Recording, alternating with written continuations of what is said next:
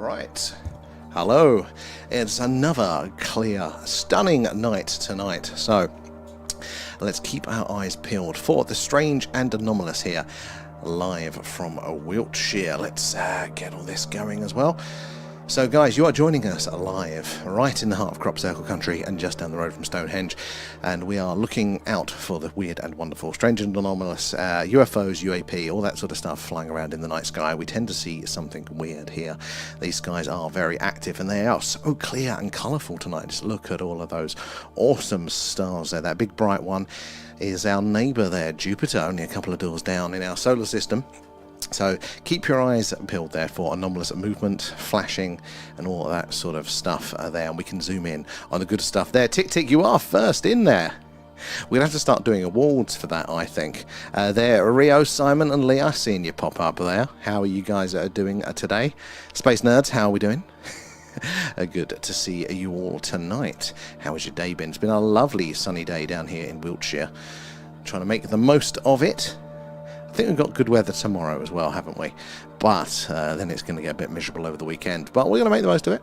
We're going to be looking out for those weird and wonderful, strange and anomalous things in the night sky tonight. There, Rio, how are you doing there? Simon, thank you for the likes and thank you for the heart there. All goes back into the stream. But it is the likes and the shares that does help us reach more and more like-minded people like yourselves there.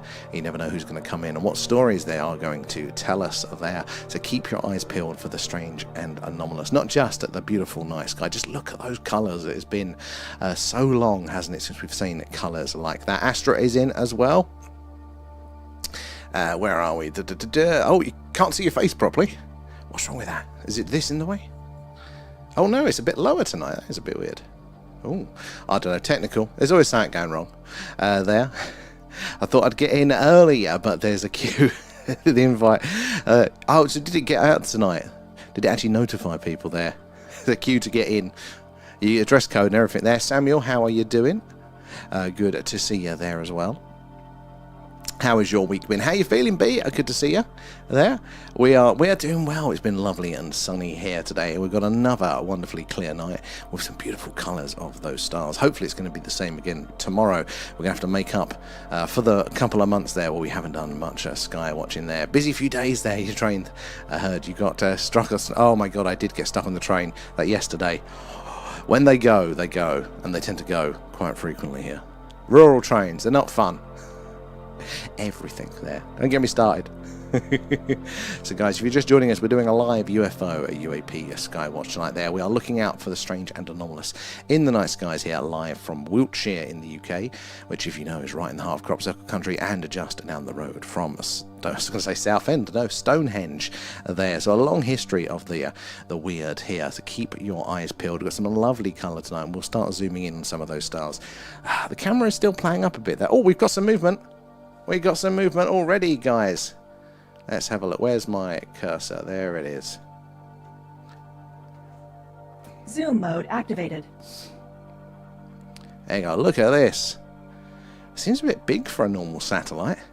So the way we're going to be able to tell the strange and anomalous apart from the thousands or tens of thousands of satellites and space junk and things up there is by its behaviour there. We need it to do something a satellite just can't do. They're falling to Earth in a big circle there. And on each rotation they get ever so slightly closer. So if that stops dead, speeds up... Ooh, sorry, it's a bit of a jump there. If that speeds up, stops dead, changes its course, its trajectory, anything like that, then we can say that it is something anomalous there. But it's already getting the action. We're 4 minutes into the stream. So it's going to be a good one. How you doing, Brad? Good to see you in. Thank you for the gift. We'll go back into the stream there. Getting back to AS, but you've got to give yourself enough rest. That's the mistake I always make, and then recovery takes a lot longer there. So do take it easy there, B. Could be the ISS. It could be, actually. I wonder what time that is due over. When that comes over, though, it's as big as Jupiter here, if not bigger, and it's probably about that fast. So it could be a candidate, because it's not always that bright. It depends on the angle that you get it, and sometimes when it's just massive, and I'm always like... what the hell is that? It always throws me off there, so it could be a good shout there, Lee. How you doing? A up as well. Good to see you. Brad, it was your passport the other day. I've got it downstairs. I need your address to send that one over to you there. when we having the tracking back set. So I think if we can start to get a lot more activity, then I can rebuild it. I say rebuild it, I need to incorporate it into something else, and then we can start training it. I have no idea where we've left it off. You know when you've like got it, oh, I've got to come back to a project and you can't remember what state you left it in? Well, I remember how it works, how the buttons go. So I'm putting it off for that, but probably quite soon, up. Probably quite soon there. We're all good, Rio. How is a sunny Scotland today? And Simon there, thank you for feeding Alan. Nom nom nom, thanks guys. As well, so let's keep our eyes peeled, because that was probably only the first bit of movement that we're going to be seeing tonight there. Raf is in. Did you catch that, Raf? First anomaly. Should we zoom in whilst I've got the mouse over here? Let's have a look at Jupiter. Look how beautifully purple that is. Absolutely crazy there, that. Some of the other colours, like the oranges, the purples. You can see the occasional green as well. I mean, look at these two here, this pair. Ooh, try not to get it behind the star there. There we go. Look at those two. Very, very nice. Nice red one that's behind me. You guys wouldn't be able to see over there. Absolutely stunning the colours in tonight. Let's just zoom that one and scroll the mouse across 5 different monitors there. Oh, it's better without the tracking. Some people really don't like the tracking, but I like the tracking, so you'll have to get used to it. We need to, like, when there are so many coming across the screen now, we need some assistance, I think. Just think of it as Star Wars. It's probably better than the current Star Wars. I know, yeah, it's exactly like that, Alp. I've got about 3 projects I need to get back to now. I really don't want to. Oh, on the plus side, though, work said that we are gonna do the quest as a show. So that means I actually have to finish it off, the game, for that, and then there'll be some kind of semi-regular episodes of that, which will be fun, but it's going to be hard work. So no rest for the wicked. Can we see anything else tonight going through the night sky there? We're only a few minutes in and we're already getting activity, so tonight's going to be a good one. If you are just joining us, we're doing a live UFO, a UAP, a Skywatch tonight. These are skies live over Wiltshire, right in the heart of Crop Circle country, and just down the road from Stonehenge. So these skies have a history of the strange. So let's keep a lookout there, and let us know in the grid if you do spot something as well. There you have 20. Putting me to shame, up there. That's plus all the gigs you do, and you know, the skydiving and all that sort of stuff there. Leanne's, well, thank you for the gift. So yeah, I'll complain about my 3 there. Is that the equivalent of it's my ball, I'm going home? Basically, Raf, yeah. That was me. It's like you knew me as a child. I don't know. I am open to not with that one. But I also do like gadgets. So, you know. Leanne as well, thank you for the shares there. That is how we reach more and more like-minded people like yourself. That and the tapping away there. Ah, it's brilliant there. Oh, thank you, Ayup. Thank you. Yeah, it's we'll see how it goes when we roll out the full episodes. There's going to be some changes. And there's going to be a storyline as well. We'll let you in on that closer to the time there. So we're hoping for about May time, but we'll probably end up doing some test runs again next month. So during April, which we'll need our guinea pigs to watch that one and give us the feedback for as well. And it's the ADHD there. Cupboards full of crafts and start and forget about. I feel that it's not crafts for me, but it's like little projects, little businesses, and little things like that I just, if I don't get to a certain point on that initial high, then it'll fade away, and it's such a struggle to kind of pick it up after that there. Right, and it's the only thing I get bored of there. Oh, do you mean anything you don't get bored of? I do get bored of things quite quickly. Shared it with Jess Goldblum again. One day he'll join the chat. He will. He'll love it there. Ah, Simon, it's your birthday in May. Well, we'll have to align that one, do a special one for you then. Oh yeah, you don't get bored of it. I was going to say, I'm trying to think, what do I not get bored? I get bored of pretty much everything. The only reason I've stuck to this stream for nearly a year is because of you guys having the accountability and the community there. I go, I can't let people down. So it keeps me through the highs and the lows. So thank you guys there. Where are we in that? Can't help it. Life looks for life. I think you're right there, Ken. It does.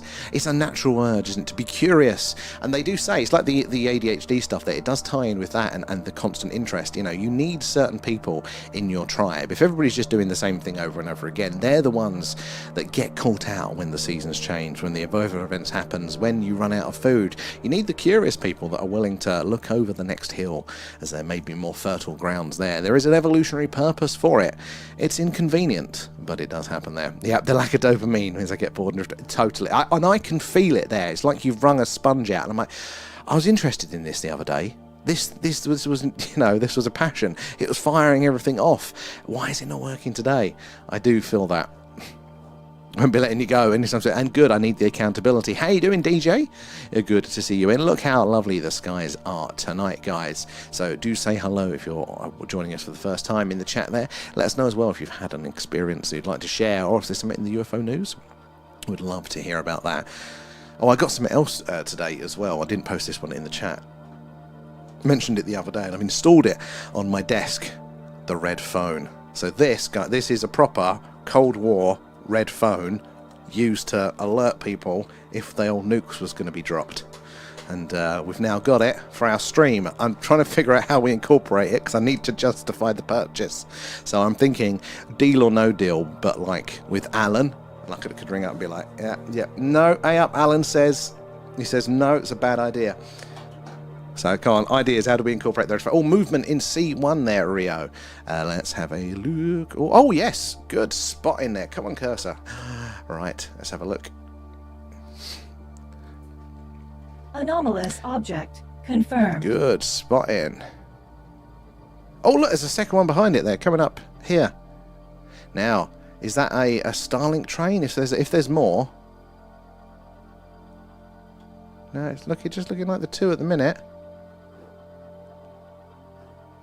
Zoom back in on these bad boys. Look at them, just going around their spacey business, probably satellites. I said, until they do something strange, something anomalous, we can't say otherwise. Doesn't mean they definitely are satellites or space junk. But for us to say, for us to be able to take it to the next level, that's a filter. Oh, look, there's another one over here. Here we go. Maybe it is tracking season A up. I'm going to have to do that this weekend. More money. Look at there we go. It's quite faint, that one. And the damn camera's playing up. This could be much clearer. I couldn't fix it last night. I threw all my toys out of the pram, hitting all of the equipment. It wasn't playing ball. Right. Keep your eyes peeled. That was very, very good spotting there, Rio. We're going to give you the crown for that one. Right, where is the magic? Oh, it's on that computer. Fucking magic mouse. There. Let's have a look through there as well. Simon, Leanne, DJ, and Tick Tick, thank you for the gifts. And DJ there. Nom nom nom, thanks, guys. Thank you for feeding Alan. And Lee there. And we love the stream. Thanks for your time and the words of wisdom. I haven't got any words of wisdom. I just repeat what you guys say. But thank you. And thank you for your time and your conversations while keeping me company. It's poor Leanne would have to deal with me otherwise. So, you're saving her there. The deal or no deal, it's got to be like that, and it's Simon. Some sort of... We'll crowbar it into the stream somehow there. I'm sure that's why we hyper-focus there, cram it all in, because our brain is on countdown. It is kind of like that, isn't it? And I feel like that with doing the quest and stuff like that. As long as there's some new, there's some progress, I'm well on board, and I can really do the hard work, do everything that needs to be done. But at the minute, it's kind of like... I've milked that dry, and now I've just got a lot of hard work to finish it. I don't want to. Oh, it can ring when we find anomalies as our hotline to report the anomaly. There we go. So next time somebody says, what do you do when you spot anything? Well, we've got the red phone right there. Oh, a quick shooting star in a D2. Damn it, I missed that one. I was too distracted there. Star Trek in hardcore. You're trying to get me to sing, and thank you for the gifts. There, where are we? In there. I think most of us follow you anywhere now, even if you had just done a podcast or whatever. I think you'd keep most of us. Oh, that's very kind, Raf. We'll test that theory. It'll be Sam's. What's the most boring thing I can do? We'll figure it out. We'll find something boring to test you. Yeah, I know exactly, Raf. You're being. Are you feeling all right? Do we use the red phone and call for help? Where are we there? So the phone isn't to call in on the airstrike there. Archie, only on Leicester. That's what it's for. There. Tomorrow is IV22. What's IV22? That rings a bell, Harko. And how are you doing at the minute? How's the hip? So guys, if you're just joining us, we're doing a live UFO, UAP. Oh, level 22. Oh, yes. So we're doing a live UFO UAP Skywatch tonight. These are skies live over Wiltshire, right in the heart of Crop Circle country, just down the road from Stonehenge. So keep your eyes peeled. We've already had so much movement tonight, so I think we're going to have a really, really good one. Not only is it clear and beautiful, just look at those colours, but it is active again. These skies are coming alive. Oh, that was a shooting star. Did you guys see that one? Where's my cursor? It was down here. Did you guys see that one come through? Who needs their shooting star stamp, and did you catch that? Oh, now oh, you're making pretty good progress there, Harko, as well. We're all now connected by the internet, like neurons in a giant brain. It is like that. Nodes on a network, isn't it? We are very much like that. Everything seems to scale, doesn't it? All these structures, no matter what scale you're at, as above, so below there. I love the red phone. Has Putin been selling his stock off? They are a bit short for cash there. They are a bit short. I do need... I'll have to sacrifice a sound effect button, though, for the phone ringing. And I haven't decided which one we could do, because we're starting to use the Zoom one again. How you doing, Susie, as well? Leicester is oozing from concept into reality. Airstrike's the only way to keep it contained. Yeah, go. Yeah, we got one. It's Archie. He's on to us. He's on to Leicester. I'm going to milk the red phone to justify it. There. Ah, Lee, shooting star stamp for you there. Where are we? Where? There was L's. Let's get this. You're lucky because we are literally running out. Oh, you've already got your shooting star stamp. You just need the deep dive, Lee, which you'll be able to get Friday night. Because we're going to be doing another deep dive. What are we doing? I always forget the name of this one. It's another report. We're going to be reading through that one. It's funny, every time we do a report, I start to, like, we read through that raw material. I always then will put on a podcast, UFO-y sort of one there, and they'll reference it, and I'll be like, I know what they're talking about now. Oh, that makes sense. Harko, thank you for the roses there as well. Proton packs at the ready. They'll be coming for you there. And it's the peak of the meteors in Virgo tonight. Oh, do we spin it around again? Do we spin it around, try and catch that? But then we're going to sacrifice the cool stars. What do we do there? Mesh core wireless. Oh yes, that keeps working. Everything fails. I keep meaning to look into that, Harko. That is one of my many interests that I haven't gone down yet at the minute there. Carl is in the house. How are you doing? How's the missus? Good to see you in that. Oh, C2, Susie. Sorry, I'm slow tonight. Oh yes, I spot it. I was trying to find it then. Come on, cursor. There we go. Let's spot this one. Zoom mode activated. It's a bit late, computer. There we go. Another faint one. The skies are alive tonight. How you doing, Throughhouse, as well? Can you imagine if anything actually happened to the internet? We'd, oh my God, we totally would be there. And it's interesting because a lot of people, it always reminds me of the argument, like, you know, oh, you don't know how to hunt, you know, and if we had to, you know, if the world goes to pot there, you know, I think everybody that's going to, you know, struggle because they don't know how to hunt anymore. And it's the point, you know, we are dependent on all of these structures. But also, if we all sat around learning how to hunt and not using it, it's like paying insurance for something you're never going to claim on there. You don't want to be wasting your resources, your time and your energy, do you, on things there? So I'm at the point now, I'm just like, if it goes, it goes. That's it. I'm down. I couldn't imagine a world without everything we've got here. I mean, what am I doing for the evening? There. Where are we? Let's have a look. There's a good spotting again, Rio. I'm going to put you in charge of that one. Oh, no, Susie first on that one, and Rio as well. Just making sure. You've got a double check. I do forget. Oh, movement in Benares. Oh, okay. And anyone watched the trailer for the new Bigelow? Not the Bigelow one. I haven't seen the Bigelow new one there. Because old Bigelow was coming up, wasn't he, lately? Mentioned about possibly being the source for the whole Trump announcement potential for that, and then the guy getting a bit scared. I'd never heard Bigelow painted in a negative light before there. But the old... I've seen the new trailer for the Bob Lazar one. there. It's the concern report. That's the one up. Yes, it is. It's the concern report there. Or was it in the 50s? An early one, a UK report, I think. I'm glad to hear it, Carl. It's all good at this end. Toolbox of today's works outside the ISS. That's what it is, yeah. They've just dropped their tools again.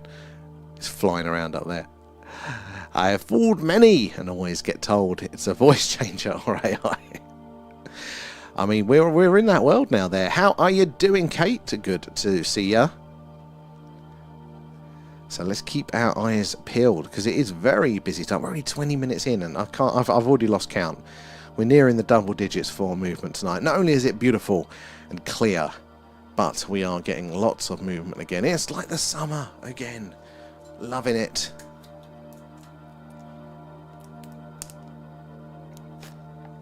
So, it actually should now say what the deep dive is for Friday. There you go, the Hill Norton UFO Initiative. That was the second part. But it's the concern report. But I thought it sounded too much like Condine report. And then Condon report. There's lots of con reports related to the UFO world. So if you do want to join us for that deep dive over on Friday, guys, it'll be... there's one. It's going to be 11 PM over on the Patreon. If you use the link in the bio, you get Patreon for a month for free, and you'll appear on the Starship Alan. There you go. Nice faint one coming in here, guys. Let me get the cursor off it so you can actually see it. Faint one tracking over there, but we need to see it do something strange, something a satellite just can't do.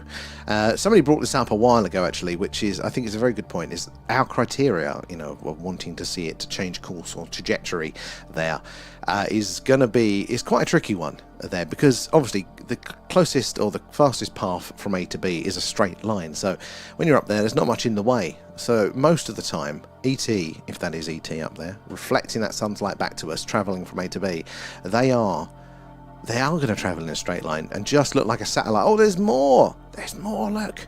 They are just going to look like a satellite to us there, unless they realise they've left the gas on and do that interstellar handbrake turn right over our screen there. But there just really isn't another way for us to confirm. We can track a lot of the satellites, but it's a right pain. And there's a hell of a lot of them up there. And even then, not all of them are listed. So we really have to just wait for it to do something strange that's going to make you seasick, all this zooming. So either stop dead or shoot off at speed, the interstellar handbrake turn there, anything like that, because satellites are falling to Earth at a consistent speed there. So it's a big straight line or a circle for us, around the globe there. They can make slight adjustments in their altitude and their sort of course and speed, but they're very, very slight. They can't do it much once they're up there, once they're set. So we wouldn't really notice any of that. So if we do notice a speed change, maybe it stops dead, then we know we've got something a little bit stranger there as well. Nice. God, it's been so long since we've seen all of this stuff. It's exciting. Watch it scroll off just there. We've got any more coming in on the screen, but keep an eye on it. Even if it's travelled in a straight line so far, watch it till it does leave the screen, because you never know what it might do. There. Oh, it's the Lazar one. What was the Lazar one here? So that is interesting, and I'm particularly keen for the new, the S4 Bob Lazar story. So A, there's going to be more Bob Lazar stuff there, but B, they have used sort of a CGI game engine to recreate S4, sort of the base where he worked and claimed that the UFOs were there. So A, we're going to get to see really what the craft looked like in detail from his memory there, but also the base. And I've got this funny feeling that if there are lies in this story, and I don't think there is, I do like Bob Lazar's story, but if there's any inaccuracies, we're going to be able to see that in how the building is laid out, because the way they build things follows certain plans and principles. If you don't know, you'll get it wrong, and there'll be little clues. Or there might be clues to reinforce it as well, to prove it a bit more. So I think when we get to see what S4 looked like from his memory, that might prove it a bit more, or it might point it in a different direction there. My wife is busy counting votes today here at election. It's good participating. That's the sort of thing I always think I should do. But like a lot of things, I keep thinking I need to do a bit more in the local community as well now, but I can't quite think of what I'd actually be any good at. I need some ideas how I can participate locally there. Saw some satellites earlier. I have never noticed them before until watching the stream. I hadn't, until we're doing this, I hadn't seen the satellite, my eyes, my own eyes until that. See, look, we're opening up Wiltshire, everybody. What goes up comes down after what? It does, Harko. It does, unless it's in the Lagrange point, which is another reason why they are interesting, isn't it? They're happy as a pig in doodah seeing the movie. Up the colour, and I'd forgotten. I just have a memory of what the summer was like. And now we're seeing the purples again, the oranges, and all that movement. It's amazing to see it again. Loving it there. Simon, good spot in the C3B2. Was that the one, because I was behind on it? Oh, no, it is. Look, there's another one. Where's my cursor? Let's have a look. Another one coming in there.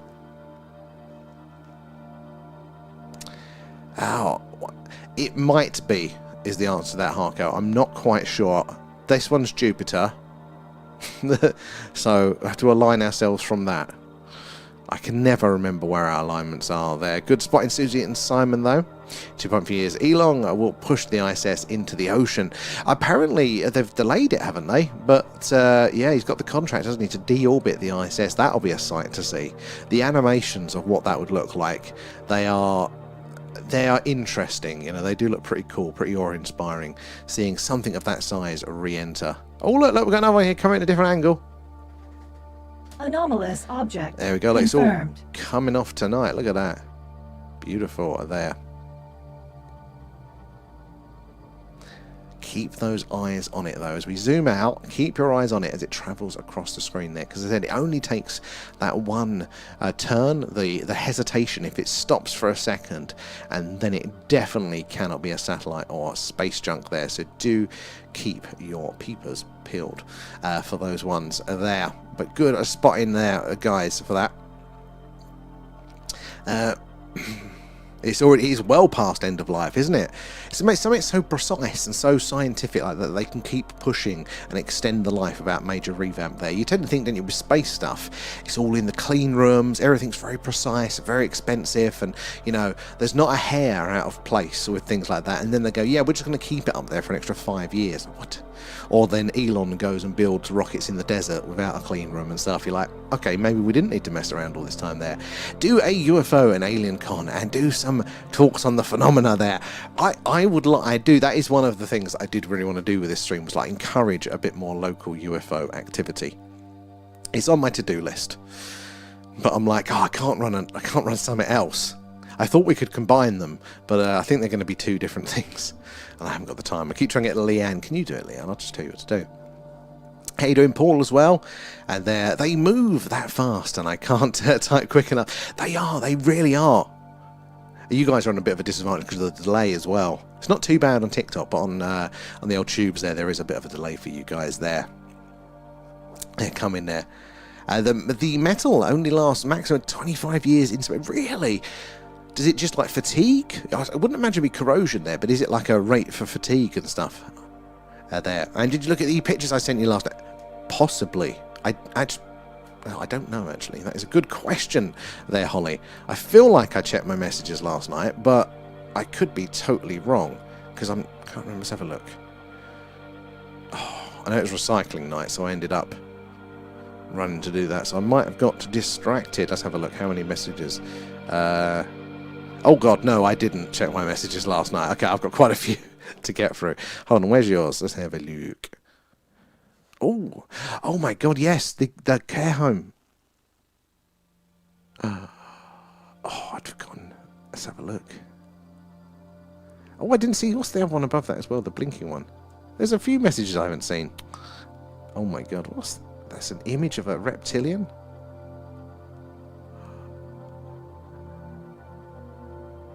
Oh, yeah. The orbs. I see the orbs. Oh, they are pretty cool, Holly. Yeah, thank you for poking me on that one. I'm getting slack in my old age. And let's go back to where we was. Right, any more movement tonight? Have you got anything there? The reptilian, yeah. That is that, and that is detailed. I mean, you don't know these days, do you? But it did look very real. The red phone needs to ring when we hear the grid reference. Is that C2? Yeah, we got it. Airstrike. Excuse me, guys. And the orb, I definitely see the orbs there. Radiation and corrosion. Small objects hit the ISS. So yeah, they come around like bullets, don't they? Not about that part. Saw one time when that happens. They hide. Yeah, I bloody would up there as well. In the escape shuttle. Geez there. And Sally, how are you doing tonight? Good to see you there. Look, we've got a wonderfully clear sky. And thank you for all the heart there. And Dara as well, thank you for the gifts. Holly and Carl, oh my god, I've missed so many there. Harco too, appreciate those guys. All goes back into the stream there. And that was seen on a live, and that was the video. I go, oh, see, it was seen on a live. Where was that coming from there? Where did they apparently see that creature there? And as well, thank you for the roses, very, very kind. There, let's have a look through tonight. There are a lot of purple tonight. Isn't it good to see again, Raf? Isn't it? It is stunning there. I didn't realise space was so colourful there. Gulf breeze sightings are real or not? Good question throughout. I don't know. I'm not sure on the specific ones. Somebody, can you remind me or send me a picture and I'll have a look and see what we think of there. Ken, do you know the zoo hypothesis there? Aliens exist but observe us from a distance without disturbing us, and according to the Planetary Society. So this is a strong one there, and if you look at some of the evidence, you know, that, well, I mean, what do we choose here with it? But if the aliens have been here for a very, very long time, and they haven't invaded us or wiped us out or shown themselves, whatever it is, you're not left with many other explanations, are you? That we're either something they don't want to get involved with, you know, like we don't, or try not to meddle with certain environments there, leave certain species to do their sort of things, you know, or in zoos and things like that, or Prison Planet has been floated. Maybe with their science experiment. I definitely think it is a strong contender when you consider, you know, how long the phenomena has been reported for as well. There, what do you guys think? You fans of the zoo hypothesis there? Oh, thank you for completing the goal there as well, Desani. That's very kind. Joseph, good to see you. How have you been there? Oh. And thank you for the shares there. I do appreciate that, guys. Those shares and those likes, they do help us reach more and more like-minded people like yourselves there. We're doing a live UFO, UAP, Skywatch tonight there. We're looking to the skies live over Wiltshire, right in the heart of crop circle country, just down the road from Stonehenge. We're looking for the strange and anomalous, a long history in the skies of the weird and wonderful. So keep your eyes peeled. They're very active tonight. Not only is it very clear and very beautiful, but they are very active, and we can zoom in on the good stuff. So let us know where in the grid you spot something, but also say hello. If it's your first time here, say hi and let us know who you're watching from. If you've got any questions, ask away. There are no silly questions. There we go, there's one. Let's have a look. Oh, where's my cursor? There we go, right. Zoom mode activated. Yeah, ask us about what's going on, what we're doing, anything you've seen in the UFO news, or maybe you want to tell us something you've heard or something you've witnessed there. But look at this one, nice and clear. Now, there are lots and lots of satellites up there. Susie got in there. There are lots of satellites, space junk and things like that. And for us to be able to filter those out, the only way we can really do it effectively from down here is by observing its movement there. Does it do anything that those things can't do? Because they're all in orbit, they're all falling back to Earth essentially in big circles there. They are following consistent speeds, consistent trajectories, straight lines basically. So as soon as we see it deviate from that, see it stop dead, or shoot off at speed, an interstellar handbrake turn if you will, anything like that, that will tell us that it cannot be a satellite there. So keep your eyes peeled for something strange, but until then we have to put it into the probably space junk or satellite category there. But it is good to see them. The skies are very, very busy tonight. Watching it travel. Alright, doing its business. We've got some of the colours as well. Real oranges and purples tonight. Keep your eyes on it as it leaves there. Even if I come away from it, keep your eyes on it as much as you can there, because it'll only take that one movement for us to be able to filter out the satellite and the explainable there. And look at the pyramids. The technology was more advanced a long time ago, I think. And Harco, I definitely think you are. Right on that one, definitely think though. So I mean, I don't necessarily need the pyramids to be aliens, but I do need our understanding of the culture that built them to be much different there. If you're telling me they didn't have the wheel, but yet they could build those structures and multiples of them, then, you know, I'm quite surprised. You know, it's very, very strange how we'll easily write off certain things that are obviously strange. But I do think there's probably those, you know, lost civilizations there. I mean, as humans, we're kind of like mold in a sense there, you know, that if the conditions are right, if you leave milk, a bit of spilled milk out, you don't wipe it up there. If it's warm enough, that's going to turn into fungus. You know, it's going to turn into mold, isn't it? There. Whereas humans are like that as well. If the weather's good enough, there's enough resources for us to eat. There, it's stable enough. We will thrive. And if we thrive, we will then specialise, become civilizations, and advance there. And then if you look at the geological record there, for the time that we know that humans, anatomically, current humans have been around, then there have been plenty of opportunities for civilizations to develop there. I don't think it's the linear. I think it's more of a wave of what happens. Maybe our wave is peaking higher than past ones, or maybe somebody else's one was higher, and it's all been reset there. So it's a very good angle there. They're like, nah, the humans have killed their planet. Oh, I think it's doing all right. It's lovely and green. Yeah, they wouldn't want to come down and go, looks a bit of a state, looks a bit dodgy. There, and Adele there. Oh, I joined her just as you were following it. Oh, perfect. And the star, Adele, you are right there. The stars are stunning tonight. This is what it was like last summer, but much busier for activity. I mean, it's still getting good tonight, but it was. Oh, look, there you go. Another one up the top. Oh, where's my cursor? There we go. Right. Another one coming in there. So remember, guys, we need to see it do something strange. Doesn't mean it's not, anomalous. It just means we can't filter it out without that behaviour there, because there are so many satellites up there. The chances are most of them are going to be that, or it's fading out a bit now. But keep your eyes put on it there, just in case it does do something strange. But the skies are alive tonight. Let's zoom in a little bit on Jupiter there. Look at how stunning that is, reminding us of Vega. That won't be long until Vega's back around in shot. Look at the oranges and the reds of these ones here as well. We are having camera trouble still as well, so this isn't as good as it normally is. It's all playing up typically. So how is everybody doing tonight? How are you doing, space nerds? It's lovely and clear there. You don't necessarily need the old aliens, but it is... because nature is absolutely stunning. We've already had a shooting star, many potential satellites and things crossing it, and it is lovely and clear tonight. So it's going to be a good one as we settle in. Keep your eyes peeled for that movement.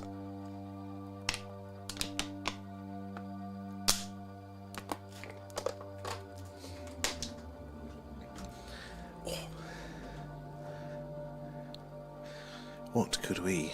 I think we're... Yeah, no, I don't think there's anything moving at the second. Tell you what I am going to do, though.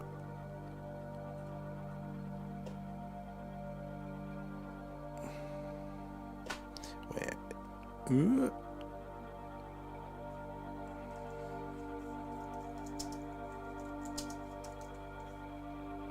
Wrong keyboard. Hold on.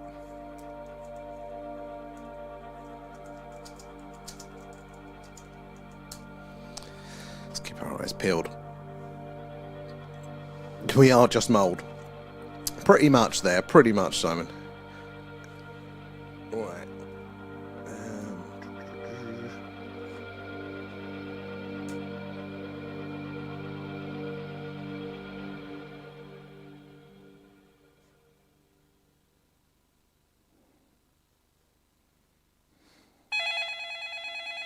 Is that a good sound effect for the phone?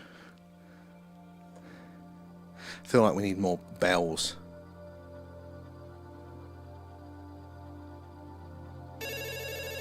No, that's too digital. How about this one? Oh, it's an advert. I'll see you in a bit, Holly. I just want to set you guys off.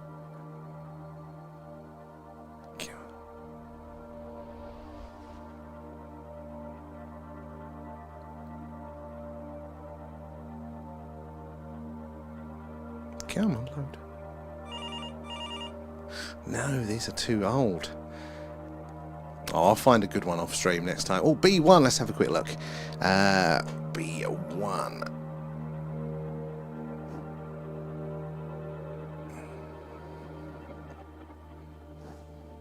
Am I too slow? Possibly too slow there. Veggie sushi there, Kate. Sam's getting a retro call. Yeah. Did I show you the phone, Kate?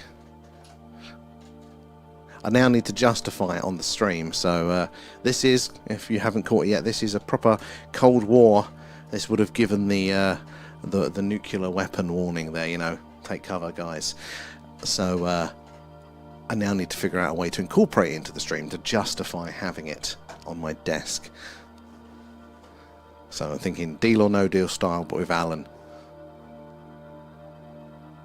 Any more movement on the screen? Not yet. Ooh, where are we? Let's have a look. There's Skolzy, thank you for the gifts there. And I need a proper old school one there. Yeah, no model. Exactly out. I'm going to have to do some more digging, I think, there. Oh, the Deal or No Deal sound. I just changed the whole soundboard over to that. Until Noel Edmonds rings me up and starts. He wants his money, wants his licensing fee there. I accidentally found out today that the Sagitta Spud is also the name of a constellation there. Is it? I didn't. Now you know. Maybe that's what we need the phone for. Facts like that there. Well, I was too slow, Susie. I was distracted by the phone there. Jay, it is a clear sky tonight. And we are enjoying it. It's very, very stunning, very, very beautiful. But there is a lot of movement. Oh, there's one right in the corner there. Let's see if we can catch that one before it comes off of stream, off of the screen there. See if you guys can catch that a little bit. No, come on. There we go. Look at that one.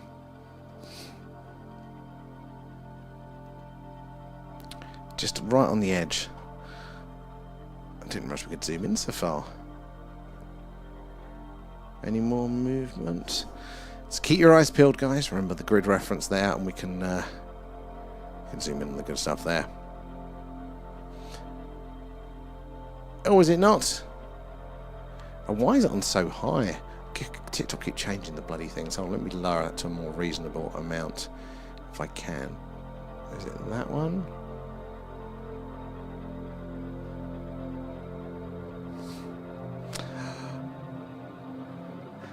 The bank were calling back, yeah. That or Mr. Blobby. Oh, it's not letting me bloody do it. That's a shame. A nuke or no nuke there. Iran. Place your bets, yeah. Very good, thanks, Skolzy. I do arrive today. Oh, hold on, can I copy that link? Was it going to let me copy that one? It might let me copy that one, Ayup. Oh, thank you there, Ayup. Lots of movement. Oh, there is tonight. We are so spoiled. And it used to be far busier than this in the summer. So this is just a tease, but I am so happy to hear it. Thank you for the gifts, Leanne. Oh, it is updating. It's just got a silly high total on it, Leanne, so it's why the percentage isn't going up. Because TikTok, I think, updated it, and it's not allowing me to... oh, no, it is allowing me to amend it now. Hold on. Let's make that more reasonable. There we go. See if that works. Boom, there we go.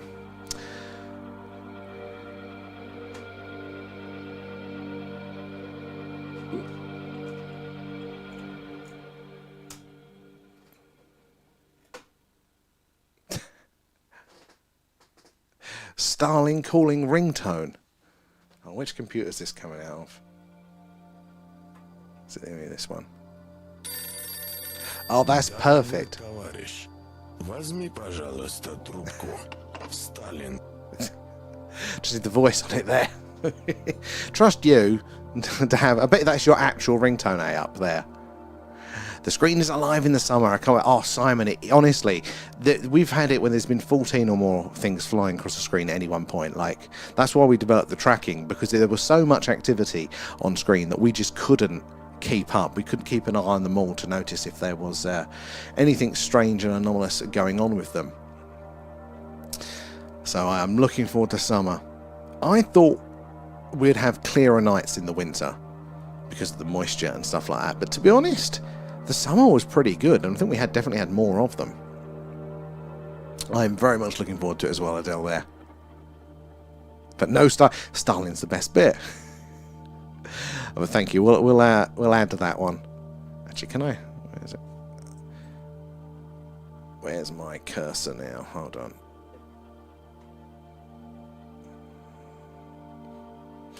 this one. Or this one. If it wants to load. Is it on this one? Oh, there it is, right. Where's my... There it is.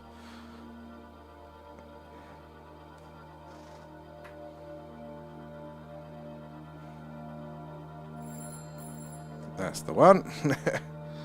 Sorry, everybody thinking your phone's ringing. Can I do this whilst this is live?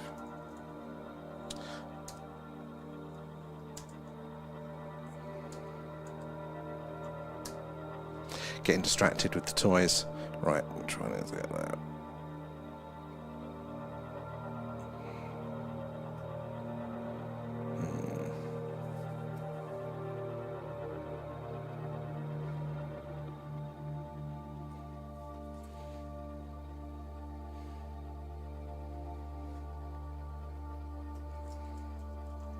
Ooh. Sorry, getting distracted playing around, guys. It's old school.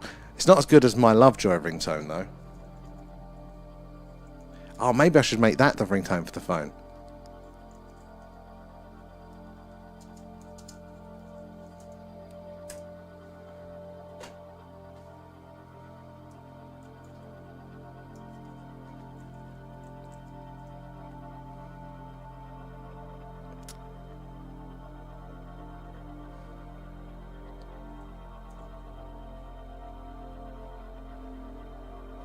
What? Fucking piss off.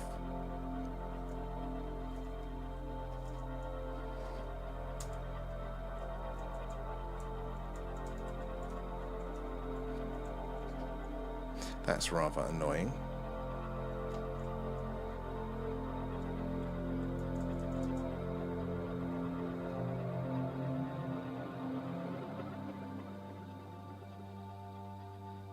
There we go. Anyway, distracted. Sorry, guys. Where are we? Let's have a look.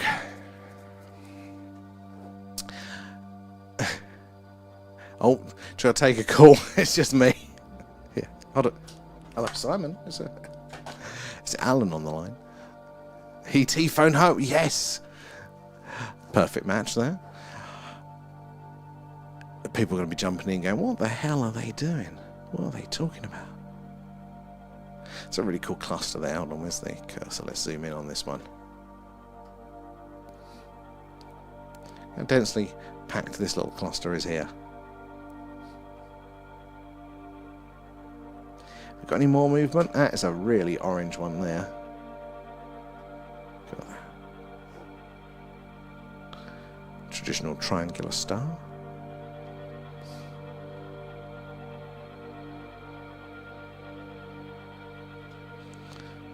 So much. We do, Carl. We got a few. Okay, thank you for asking. Yes, it went well, and now I have an extra job to do. So we are going to centre earlier.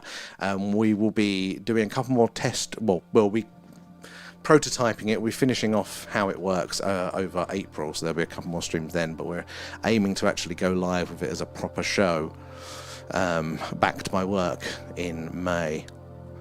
So now I'm like, oh God, I don't want that. That sounds like more work. Damn me getting carried away. But yeah, there should be a few more episodes in April for you guys to enjoy. I say enjoy. We've got a very good storyline, which I'm looking forward to. Some few extra surprises there.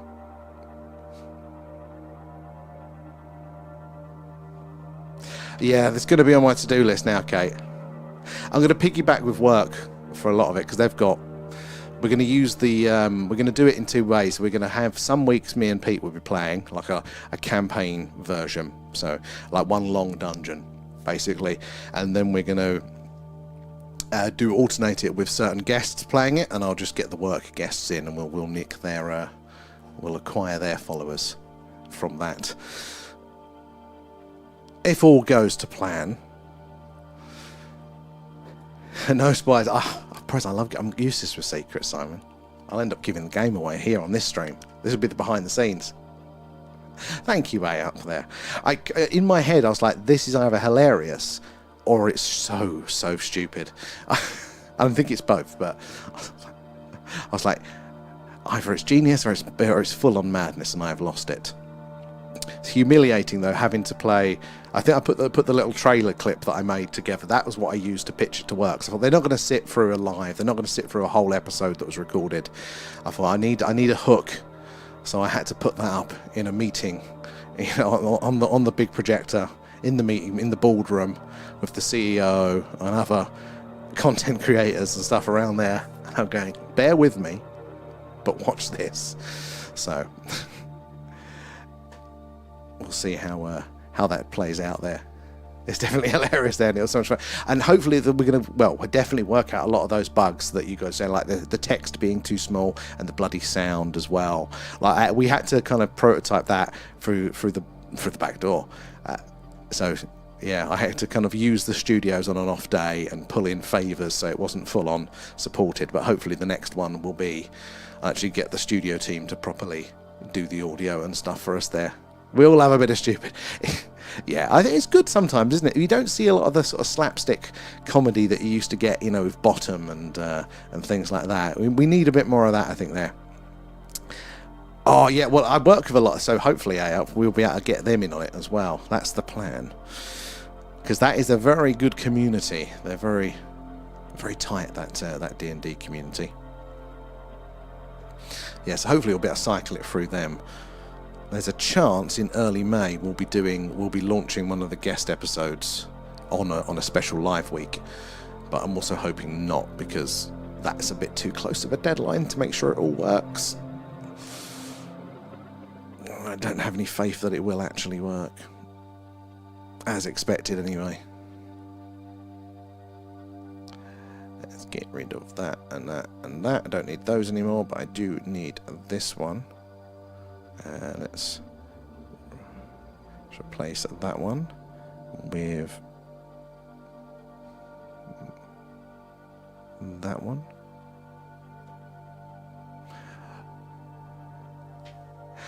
I've half won them over. We've got the approval. We need to build the audience net. That'll be the real proof, is if enough people will actually watch it. But I hope so. Thank you. It wouldn't be able to do it without your support there, guys. And actually watching it and giving us feedback. Right, is this going to work? How loud is this going to be? That's a bit loud. I'll adjust that one later. Go, hold on. Hello? Yeah, Alan, it's for you. It's child support. The world say to be sadly too PC. I go for it. We need the old school humour. I'm always nervous of putting stuff up that I find funny. I am always nervous of that. But when you do it, it's normally quite well received, because it's so rare now. But we did a special week, like a live podcast week. Was it in September?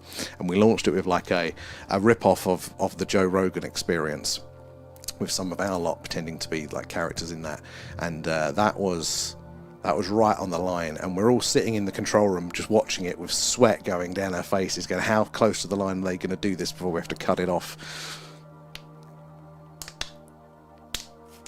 But we didn't get fired. But it was close.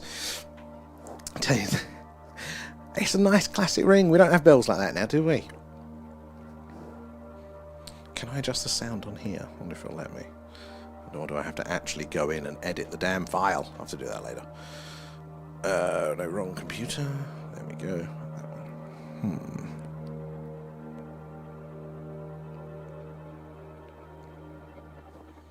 No, it's not. That's frustrating. I'll edit that one later, or I'll forget to do that. Push the boundaries again. Yeah. This definitely will be pushing the boundaries, especially some of the things that we've got planned. One of the special dungeon levels we have got is going to be called Enter the Dragon. Now, knowing what my humour is and what the dungeon was like last time, you can now think of what that might mean. And it's not a Bruce Lee kung fu film. Yeah, there's that as well, Kate. Sometimes I feel far more confident, and then I go, oh my god, what have I done? Yeah, you didn't need the explainers there. Don't worry, that's not a proper spoiler, that's a teaser. We haven't designed that level yet, so it'll be a while. There's plenty more. Absolutely stunning. Is that brighter than Vega was, or is that about the right size? I think that's probably about the right same sort of size that Vega was. Because the other side, this is kind of common purple. It's quite nice, but it's big. Won't be long until Vega is round now. Seems to have quietened down a bit. It's got these ones. There's a nice orange one and a purple one next to each other there. Behind the damn gift goal. Get out of the way. There we go. You can see him a bit better there.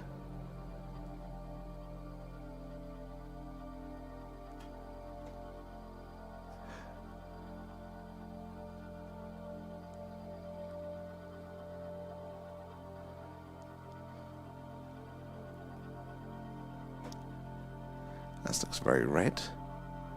Where'd that one hit? Hold on.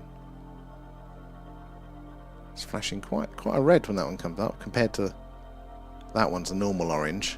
How red that one is. It's an angry red star.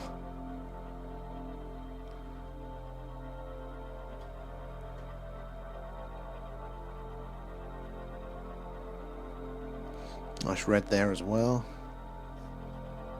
A warning star, oh god, of the pending invasion, Kate.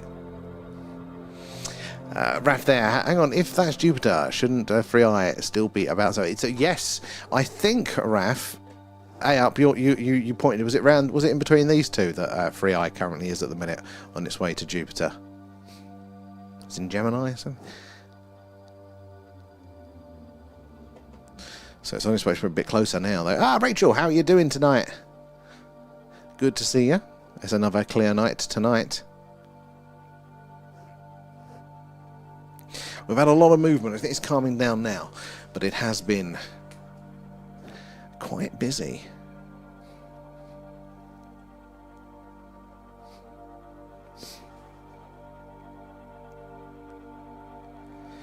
But keep your eyes peeled. I'm sure we will have a few more stragglers moving across the screen at any point there. I remembered I get a sticker myself there. So yeah, around this sort of area, coming to Jupiter there, Raph. Good thinking. Waffles! Oh, Rachel, I'm a big waffle fan.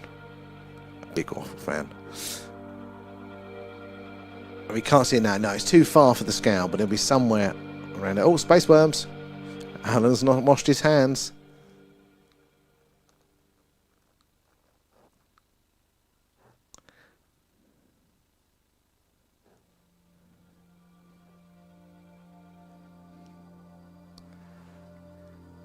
Oh, vegan sushi with a bit of hoisin sauce.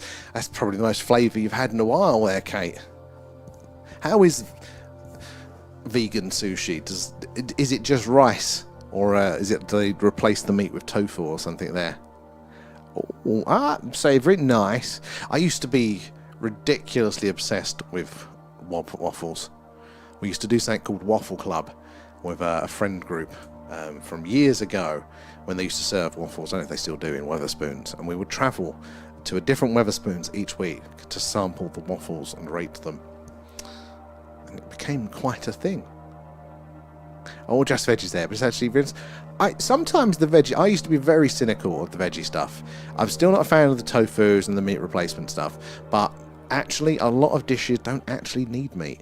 Don't get me wrong, I still will like a bit of meat here and there, but I'm not a chicken fan. You could easily take the curry out of the chicken out of the curry for me. Doesn't add anything to it. Oh, what did I miss? I had to nip to the petrol station area. No, well, we've had lots of activity, but you saw a lot earlier, so you probably not missed much. I've had a few other stragglers fly through, but I think that's it. We figured out the phone.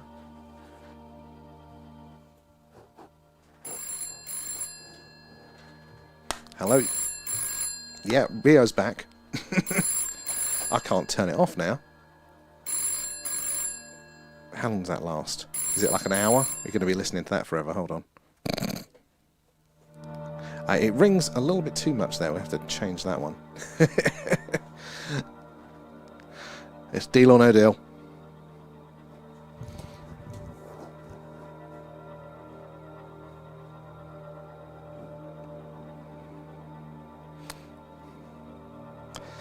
So yeah, keep our eyes out for the movement. Should we move the camera? I like the stars we've got in shot here.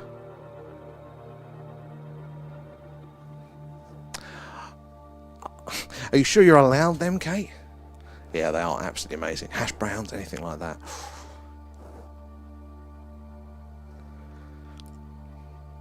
I'll use the red phone, Kate. But yep, she's having out something other than ice and celery.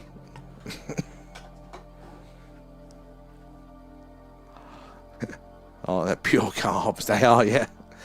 Yeah. I've had many a waffle in my time, as you can tell. It's Trump on the phone, invited to Area 50. I wish. That's it. Hey, T-Man, yeah. Yeah, loving what you're doing over there, yeah. Can you imagine? Actually, I probably would say that just to get to Area 51. I mean, I would. I'm not a fan, but for a trip to Area 51, I'll sell my morals, it's fine.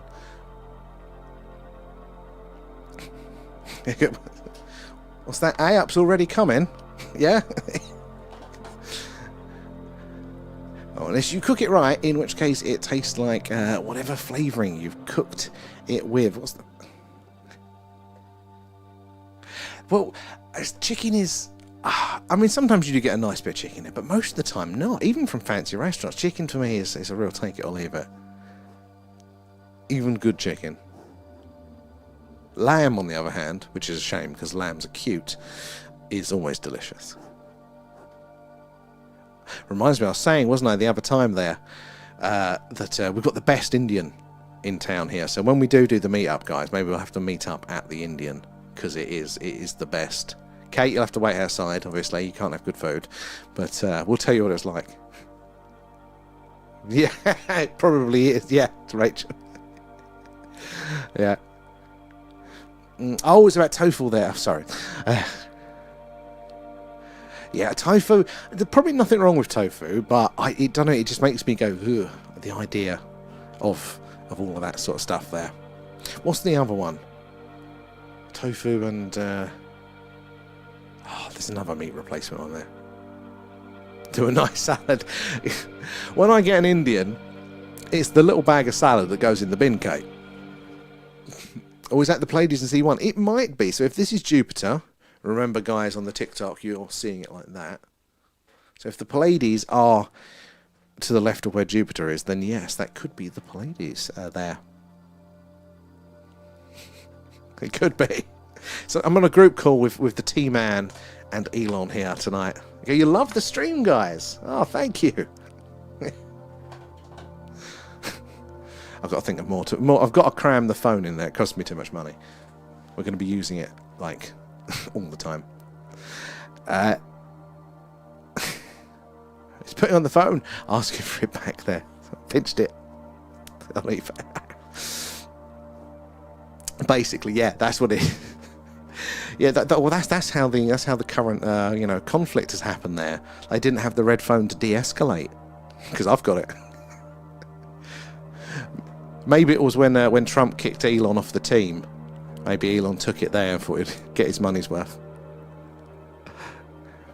It's the Gemini with Jupiter. Ah, yes, so Gemini is... Hold on, where are we? Gemini's up there. So is it this one we're talking about A-up? Because that's a sort of a cluster, isn't it? Is this... What's this little dense cluster? I don't know. Rachel, I don't know. Oh, you're allowed to be... Right, okay, we can let you in the restaurant. We can let you in there. Probably know what the platform's like there. I'll zoom in more. Let's have a look. All right, let's zoom in. Hold on. Zoom mode activated. Gotta use the buttons, guys. Interesting fact, seeing as today is the red phone stream. That is why, isn't it, that they actually got the red phones in the first place. The hotlines to each other there was because the UFO phenomena was so prevalent that they were worried that you know, a detection on the radar of a UFO could be perceived as a ICBM, and they could go, oh my god, look, Russia's trying to nuke us, or Russia thinking the Americans were trying to nuke back there. So they have the red phones to call up and go, yeah, is that you? Are you sending some nukes? Oh, you're not? All right, okay then, we won't send any back. Yeah, it's in the documents with Kennedy. It's all released. So that was one of the big things, was for UFOs. That's why they've got the red phone. So it's very apt that we have one on the stream now. Or could be Cancer Crab if it's next to it's not far from Gemini. Yeah, so look, there's Gemini. We're here, there. So that's Jupiter at the minute. I'll scroll out. And it's exactly. And then the dopamine will wear out by tomorrow, and you'll never see the red phone again. Oh, the Beehive cluster. Oh, well done. 10 points, Gryffindor. There. Where are we in the chat here? Carl as well. Thank you for feeding Alan. Nom nom nom. Thanks, guys. I've sacrificed Alan's thanks for the alien pets one, because they're not doing alien pets for us anymore. So I thought that could go for the ringer there. Give it a week and a half. That's quite long, okay. Unless we can think of a good way to implement it. We'll figure it out. I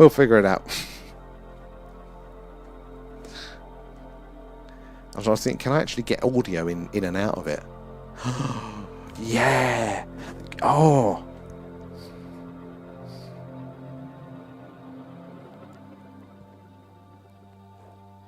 Yes. I'm going to wire that one in. And then I can speak to you in lo-fi. I wouldn't have to use a sound effect. It would come through as a gargly phone. Ah, brilliant idea there. Oh, the Cancer Zodiac is a right next to Gemini, and a Castor and Pollux there. So I do want to, part of the tracking, I do want to get to identify the stars. It couldn't do it last year, but maybe technology is advanced enough to be able to, you know, just as we scroll through it, I'll highlight what the stars are briefly and then fade the labels away.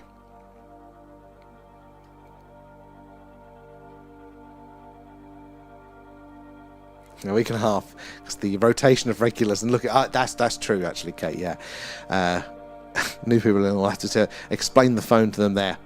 And Just Eat Chips, how you doing there? And maybe you could be an alien trying to distract us. You're on to me. Shit. I want to get the alien mask out again, but it's too hot. Picard saying, "Is this an emergency? Engage!" Yes. Every time you pick it up, just the sound effects there. They do that. They do give, like, old phones. You can buy them with, like, microphone connectors on now. Like, musicians use them for, like, lo-fi recording. And I'm like, that's got to be easy. That's got to be easy. I've got enough leads. I could do that. I'm going to do that. That's a weekend project, that is.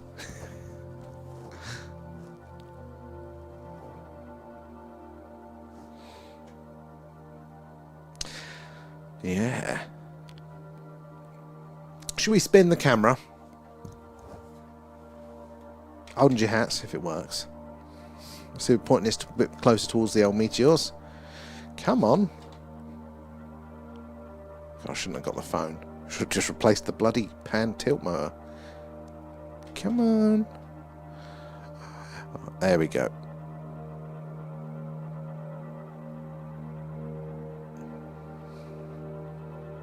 We haven't got the bigger bright ones in here, but they're still pretty.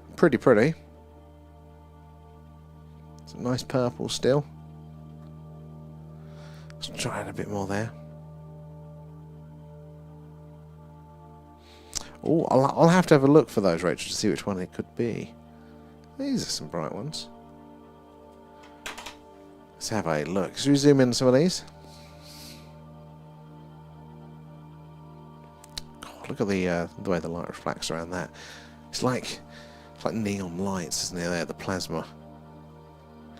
Trick of the lens, but it looks very, very beautiful.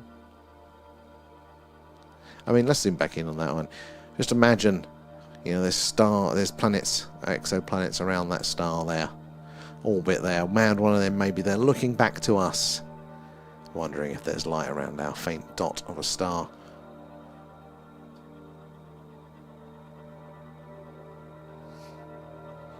Any activity in this part of the sky?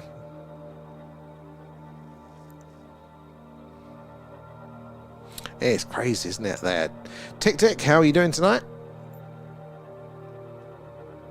Oh, sorry, TikTok. Randers, how are you doing tonight? And that's what my sky pictures look like, because I have the balance to stay still. I do not either. I totally. And it is hard. It, especially when you're like really zoomed in as well, like it just amplifies the wobble. When I'm trying to focus when we do the moon streams and all that lens is just zooming in there, literally just the act of tightening the focus ring just knocks the whole moon out when you're that zoomed in. Goose Sunday and Maverick Monday. Yeah, it could be Alien Wednesday. I mean, Lee, that's not a bad shout. I have to dust the mask off, but I miss having the little flying saucer that would sit in and wear the alien mask, but it doesn't work doing it this way now. And use it to do voice commands. Pick it up and say switch to Starship. Oh, that's not a bad shout there, Carl. Or maybe I could hook it up to like downstairs and be like, Leanne, yes, I need another drink. Yeah, chop chop. How long should I come up in and get a slap? Oh, the balance, I feel you there. Glad to hear it, TikTok Raiders. Ram Raiders there. It's a lovely clear night tonight there. Orion is usually pretty active, and the Pleiades. So Orion's we might be able to get Orion back in, but it's all the way around the other way. I read a thing recently about being common for people with ADHD to have this binocular vision. Oh, yeah, so I got tested for that, because when I read about it, I was like, oh my god, that's it, that's the thing that I've got. And apparently I don't have it, but it definitely feels like I bloody do. Yeah. It's something like binocular vision, it's something along those lines, but only certain opticians will test you for it there. Exactly, Rachel. Why does she tolerate me? It is so clear tonight. We are very lucky. It's just a taster of what the summers are like there, and been very active earlier as well. Lots of movements. Quieting down now a bit. I'm going to spin it around to the left a bit more, and then we go right the way back the other way. See if we can pick up Orion and stuff there. No, we are pretty much round to the trees now.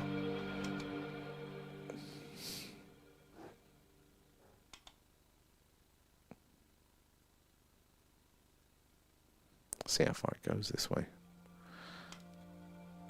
I was worried I'll end up unscrewing the tripod. Yeah, no. Too much light pollution. Let's go back.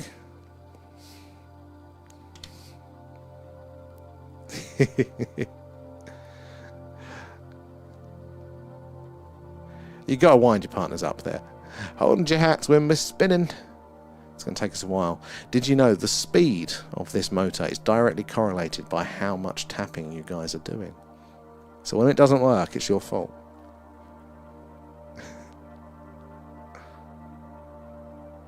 God, this is slow. Come on. I've added that feature to the Quest as well. Oh, there you go. There's Jupiter. So maybe we're going to be a bit high for... yeah, I think we're a bit high for Orion. But that is a nice spread of stars this way. Orion should be just that way for us there. Ah, yes, you do, Rachel. It's a great place for your pictures as well there. So movement, Rio. Whereabouts?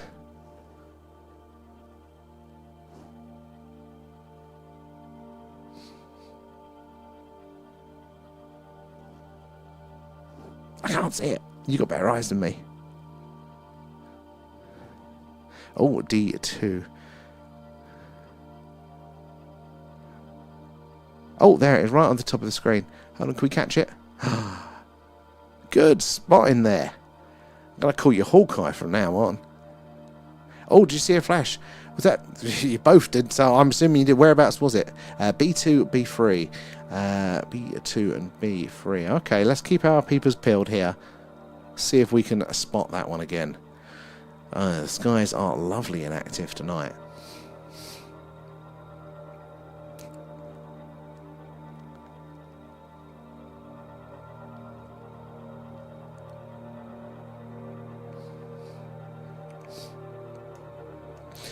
Yeah, I've wired into the quest one of the features for if they need like a health potion, the players, the how much health that it gives you back is directly related to how much likes and stuff is going on in the chat. So but the viewers have direct control over the game that way.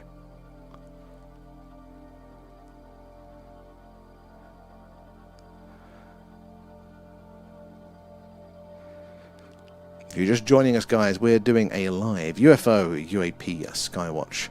Tonight it comes to you live from Wiltshire in the UK, which is right in the heart of Crop Circle country and just down the road from Stonehenge. So lots of stuff in these skies tonight. It is lovely and clear and beautiful to look at those colours are there, but it is also very active again. So keep your eyes peeled. We're looking out. I think we've seen some anomalous flashing, and we're just trying to re-identify that roughly where the cursor is. So keep your eyes peeled. But if you do see anything of interest, let us know what the grid reference is, and do say hello. If you're new, just say hello, let us know where you're watching from, and also give us a follow, because we do something like this every night. It should be clear again tomorrow, so hopefully we're going to do another Skywatch tomorrow.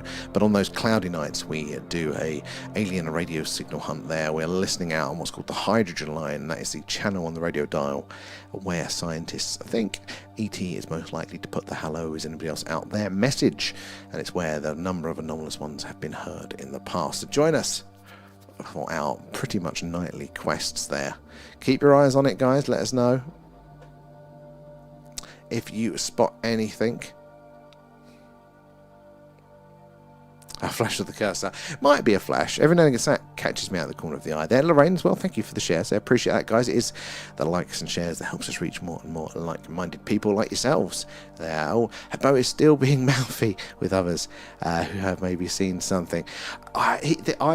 I don't like to talk particularly badly of other people there, but I have caught a couple of streams occasionally, and I can't remember. It wasn't even on the UFO front. It was something else. He didn't. He was being quite mean to. I don't know the full context, but it sounded like he was being quite mean to someone in the chat. Other than that, all right. But yeah.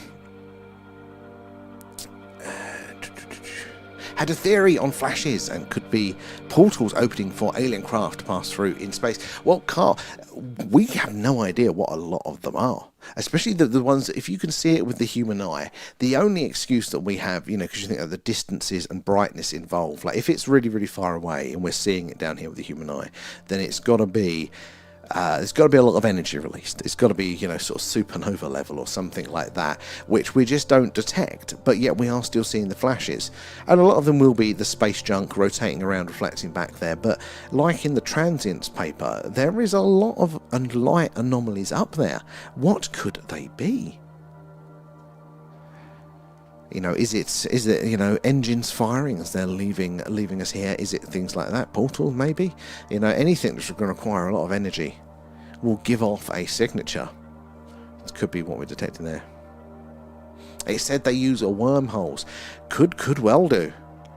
I mean, again, they're one of the things that is, theorized, doesn't break physics. It's just we can't build it because we don't have access to the amount of energy there. But it doesn't mean that, again, a more advanced race there or species couldn't do just that there. By the nature, they'd be more advanced, wouldn't they? There, Ben, thank you for the likes. How are you doing?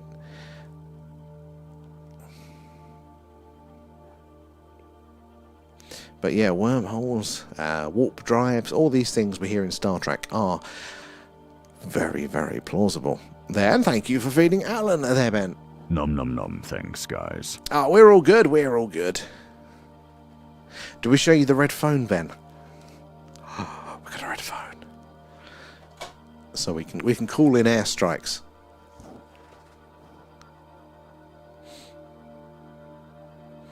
I don't think we'll ever have technology that far into the future like them. Well, we might do, but I think that raises an interesting point. Like, to have technology like that, we also have to be more stable as a species.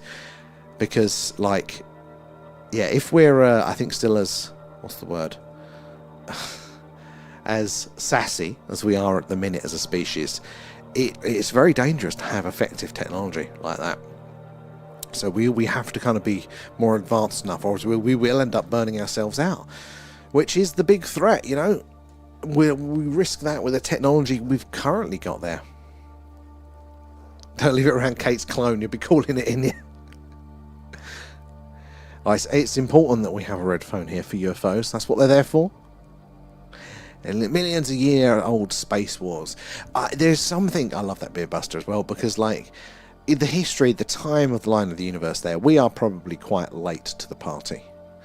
There's a whole inconceivably long history of space out there, and if civilizations are likely, then they're likely to have been around long before us.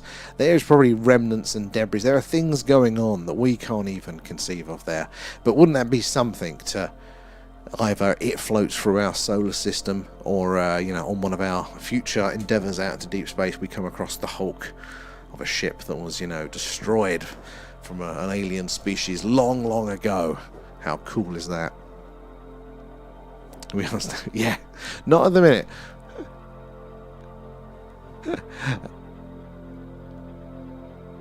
Oh no, you're allowed to say it. It's not good for me to say it, but I can't keep my mouth shut.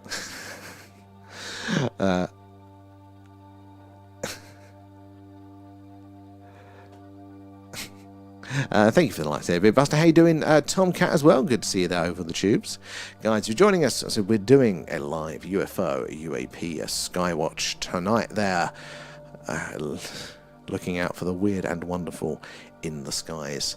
Here live from Wiltshire in the UK, and they are absolutely stunning tonight. Can I lower the camera slightly? Do we think? See if we can. If it wants to work. You're not tapping enough, guys. It's not working.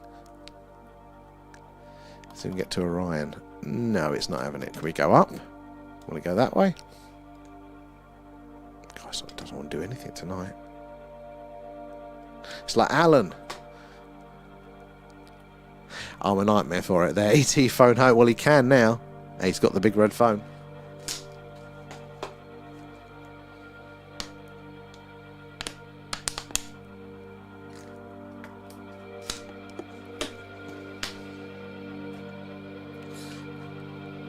Yeah, I do need a technical difficulty screen of like Alan chewing some wires. But although I think Harco's made quite a few of those images, so we could just use one of them. Because we have a few technical difficulties. Though it does seem to be mostly okay tonight. Is Mercury coming out of microwave, Kate? Is that why things are getting better?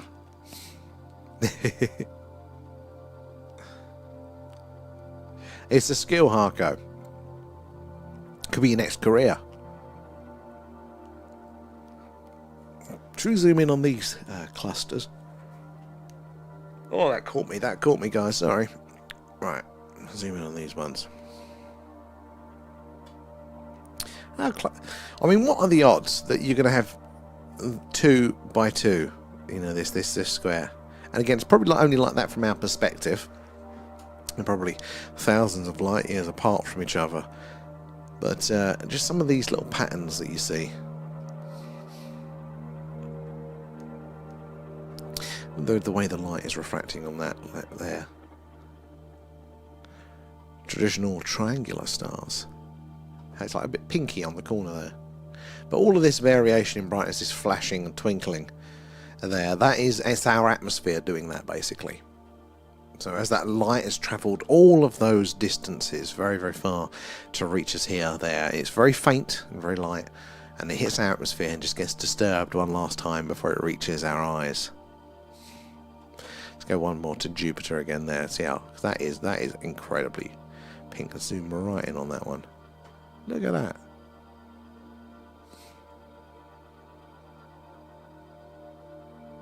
Ever looked into a welder? Kind of looks like that. Don't do it at home. Where are we? It'd be funny there. A bunny I had years ago, a bit through my sister's phone charger. Was the bunny all right? I had a friend who had chinchillas, and he lost a chinchilla because they did that.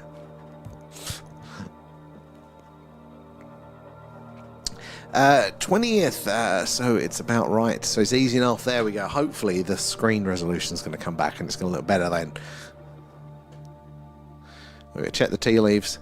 Is that NGC 637? I don't know. Rachel will know. The duo systems. I mean, most of the stars that we see are binary and trinary systems, aren't they? We've got like a big one and a little one. The kids do that with phone chargers. Well, not biting, but still have to replace them every few weeks. What do they do with them?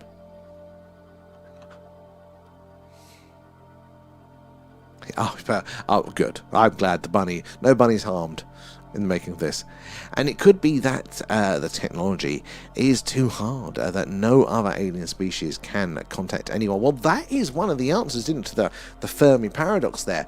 You know, like, where are all the aliens? And I've got my own answers to it. But, yeah, it could be that, you know, warp drive maybe isn't possible, you know, or it's just so impractical to reach that, you know, maybe we're teeming with life, but actually travelling and properly communicating over the distances is just too hard.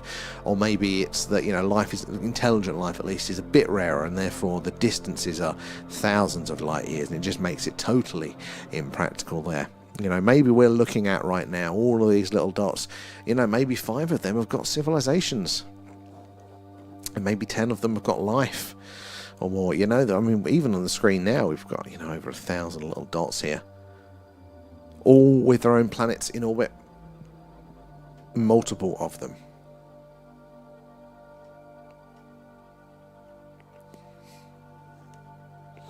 So if the atmosphere makes stars twinkle, why don't planets do the same? Brilliant question. So the answer I've heard to this, and I could be wrong, is that because the planets are closer and they're reflecting the light rather than emitting it, they're just basically a bit brighter. So there's kind of more light and it's more stable, so it's less susceptible to kind of getting filtered out like that. It's one of the ways you can tell, apparently, you know, what is a planet in our solar system versus what's another star by the twinkling. Rectulum Zodiac has binary star systems where the greys live there. So I would love to point to that system. Is it in the southern hemisphere there? Because again, I'd love to be able to go, right, this system here, this is where they talk about, you know, whoever coming from this star system, to visualize it and just, you know, imagine, look, like between there and here might be some trips, you know, some spaceships on a trip there. But yeah, we've not got much that we can catch. There's a few. We did Sirius, didn't we? And that one's mentioned a few times there.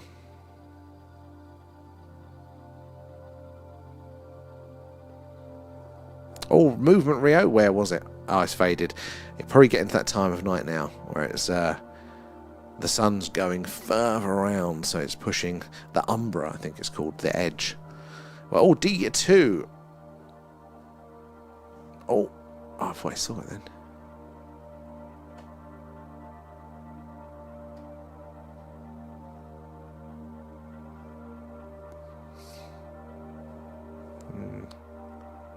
Can't see it, but look how red these two are.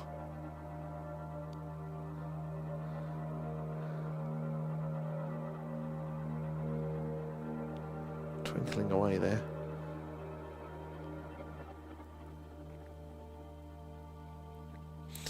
Keep those eyes peeled. It's a white star, but they have a lot of yellow stars in their constellations, not to the zodiac. So yeah, I think our star is, is it a G-type or an M-type star? It's main sequence, isn't it? It's quite a stable star there. Oh, was it another flash? I didn't see it. I wasn't looking though. Was it? Let's have a look. But where there was one recently. What was it? Was it Tau Ceti? Is a sun-like star? Well, we may have also received signals from it, and we know that there's planets in orbit around that star system as well. Another strong candidate there. That is in the northern hemisphere. It's passed around a bit now, I think, but definitely during the winter we were pointing the dish towards Tau Ceti. Not too far, about 11 light years or so there. Star system Mizar on Alcor. They've got such good names, haven't they?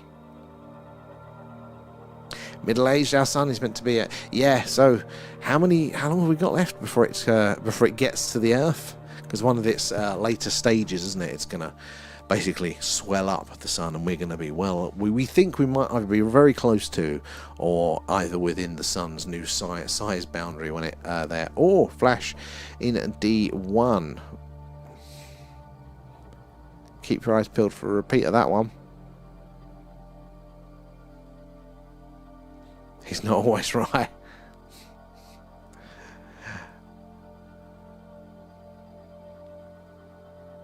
Hopefully we'll be well out amongst the stars by then, Rachel. And see there, thank you for the likes. Guys, it is those likes and shares that helps us reach more and more like-minded people like yourselves there. Yeah, I've heard, like, and maybe the difference is that the sun's got billions of years, but like Earth, you know, when it's going to swell, it's probably not got that long. Didn't Nostradamus say that the Earth would be consumed by the sun? I don't know, but we do think it will. We've got to get off planet by then.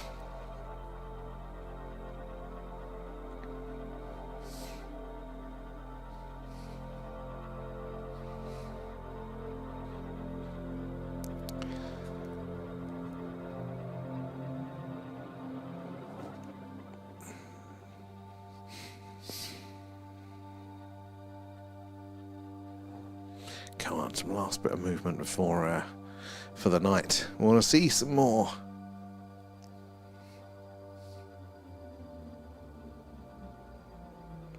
Remember, guys, deep dive on Friday. I know a couple of you guys need your deep dive stamps. That'll be 11 PM over on the Patreon. If you want to join us there as well, it's free if you use the link in bio for a month.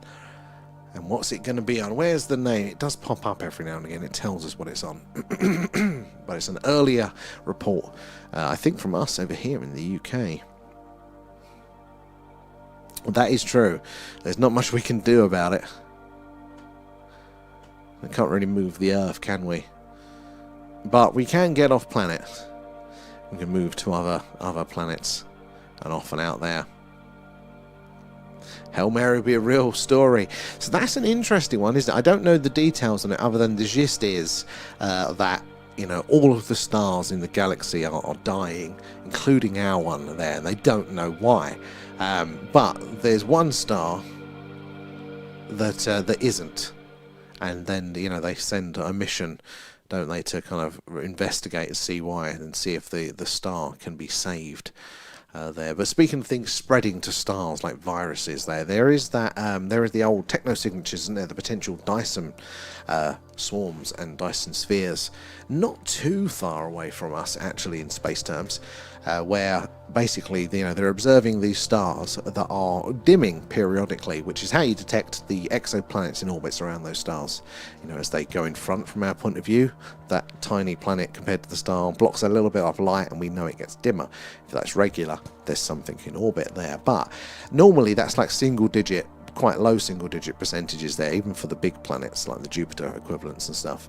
But we're seeing things that range from 25% dimming to 95% dimming. We've got no idea what that could be.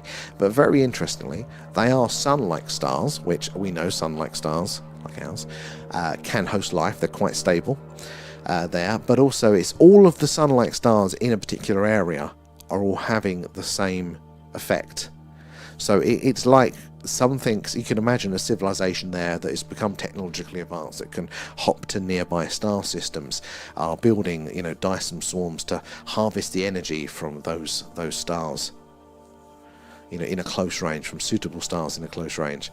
And that's a very, very interesting technosignature. And it's not too far away.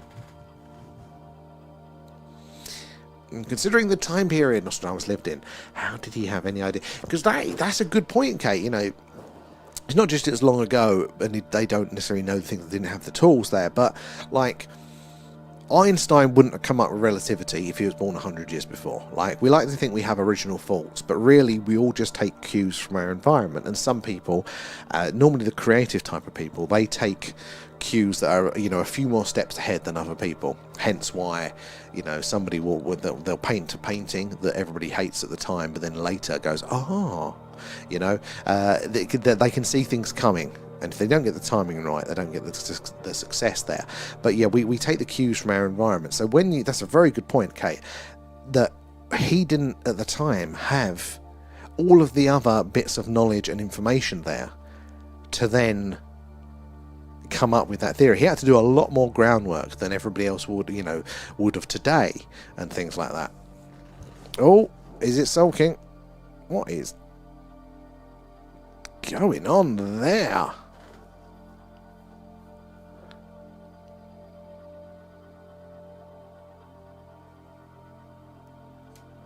Oh, hold on. Okay, right. There you go. It's sorted itself out now. Oh, well, look, there's some movement. See, this is what I mean, that it was playing up. It was doing that thing where it looked like it did before, and I couldn't fix it. But we've got some movement. Anomalous object confirmed. There we go, look. Right, again, guys, we need to see it do something strange, something a satellite just can't do. Stop dead, shoot off at speed, change course trajectory there, something like that, which will tell us that it is not a satellite or space junk there. Just in time. We might not have seen it before with that other, when it was playing up there. It might not have been letting enough light in. Off the screen. No, it's still got a bit of range. Keep an eye on it.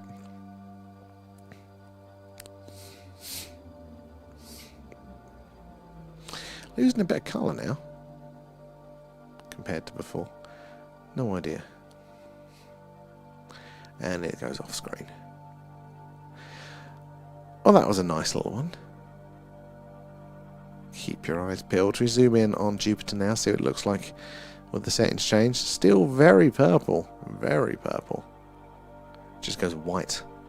White hot.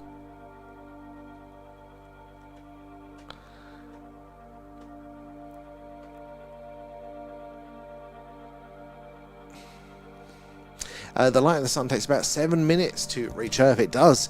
The speed of light there. If the sun just disappeared out of existence, we wouldn't know for 7 minutes there.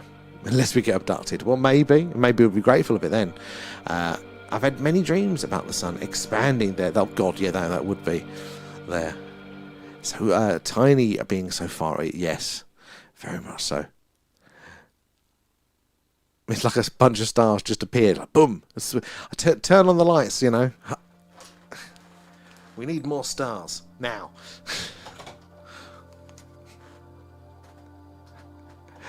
Having a God moment. And boom, there were stars. And on the third day, he created Alan.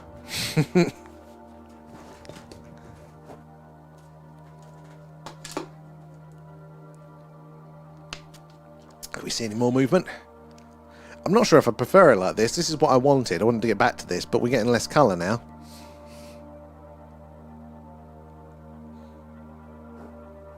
It's clearer. The colours aren't as exciting though.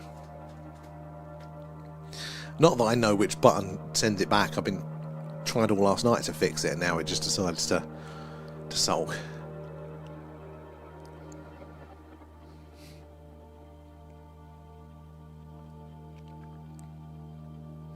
Lots of twinkling.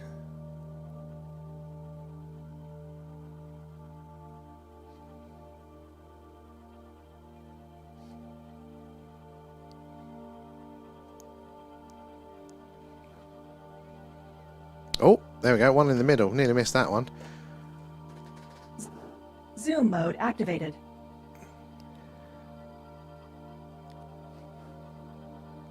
Should we zoom in on it a bit more?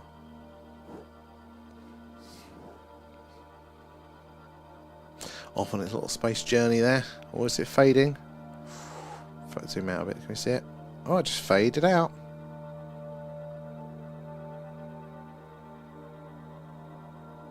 So that'll be the umbra there, the Earth shadow. So depending how far out that is, will dictate that one.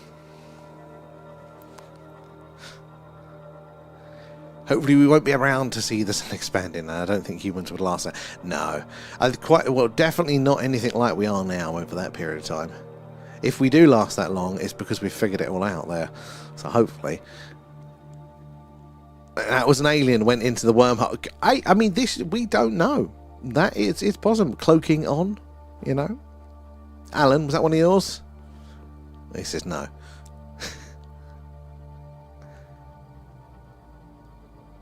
This is Interstellar Delivery Order.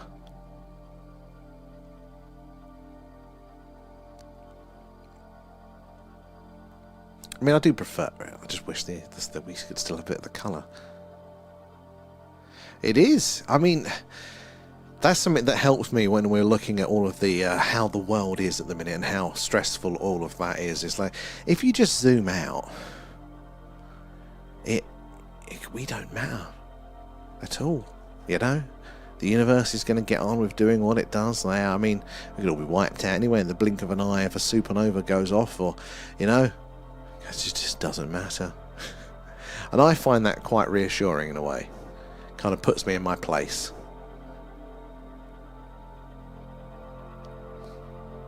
And then I immediately go back to my narrow focus and go and start getting worried about silly things again.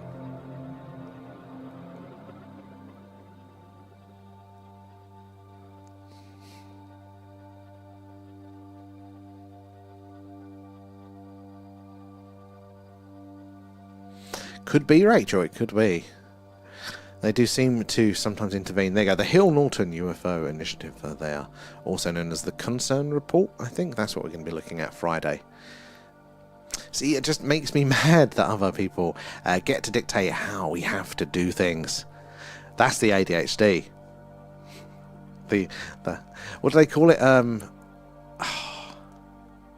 not authority. What is it? Obstinance. There's a authority summit or other they call it there. I'm the same. If you tell me to do something, it will never happen. It will. I just will, at all costs, will not do it. There, it just presses a button deep in me, but I just wouldn't do it. Pay for it. That makes me appreciate, Kate, the American freedom stuff. So I've said before, I didn't get that before. It was that quite cynical, but I can appreciate that now. The freedom. Here she goes, yeah.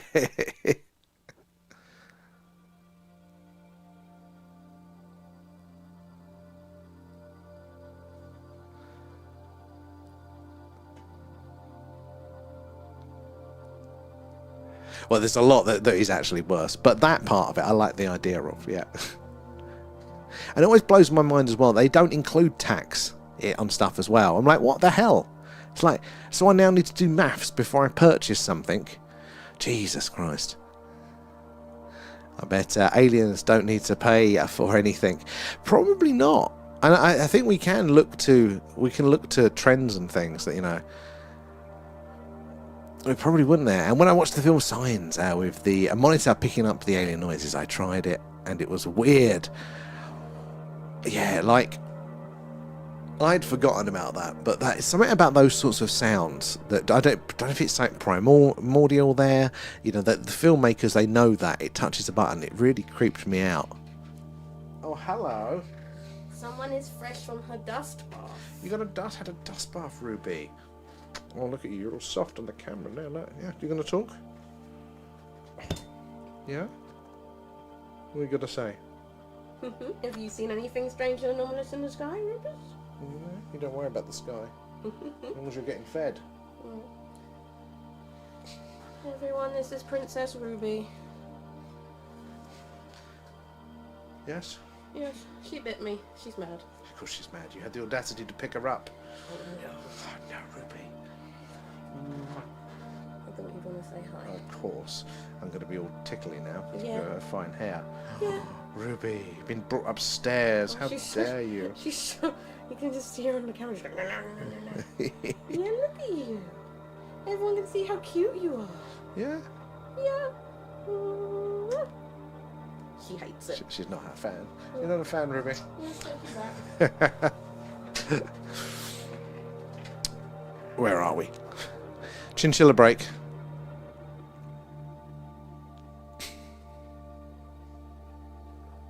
Soon we'll be paying the tax on tax. Well, technically we do already, don't we? We get double tax for, or triple tax for a lot of stuff now. And you're going, I mean, I wouldn't mind if they spent it on good things, but then you actually look at what they spend it on and you're like, you know, sod off, lads.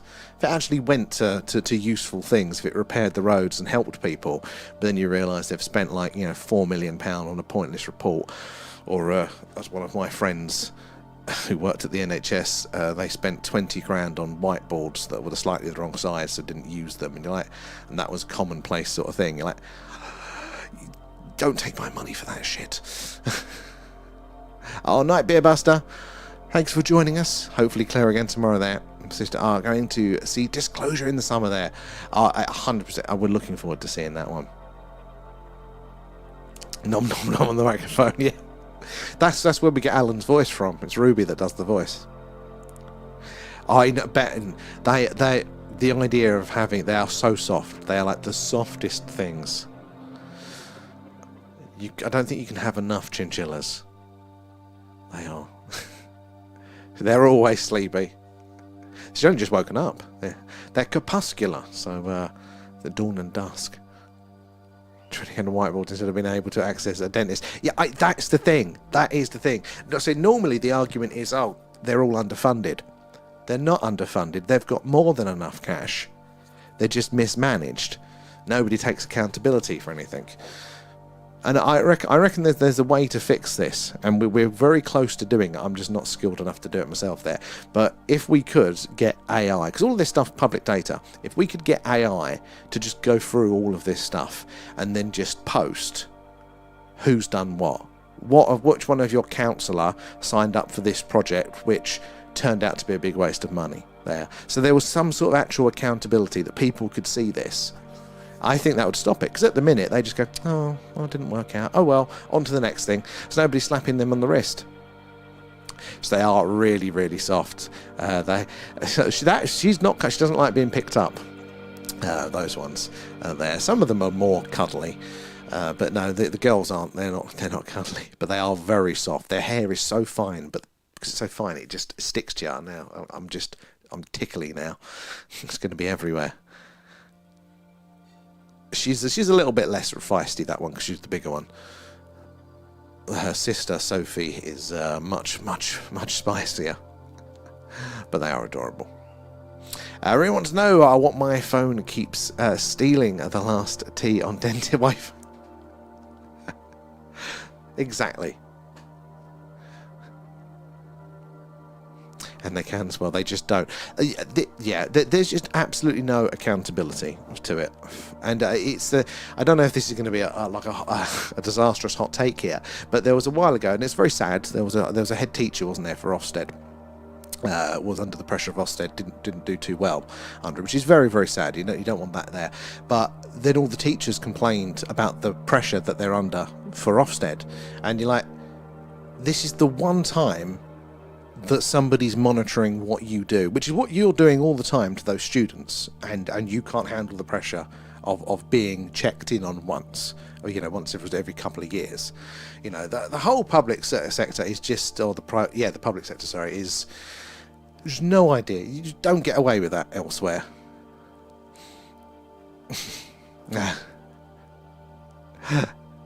They can't.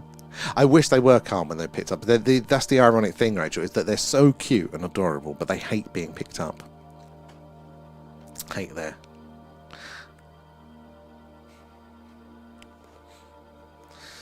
Yeah, it's all these management layers, isn't it?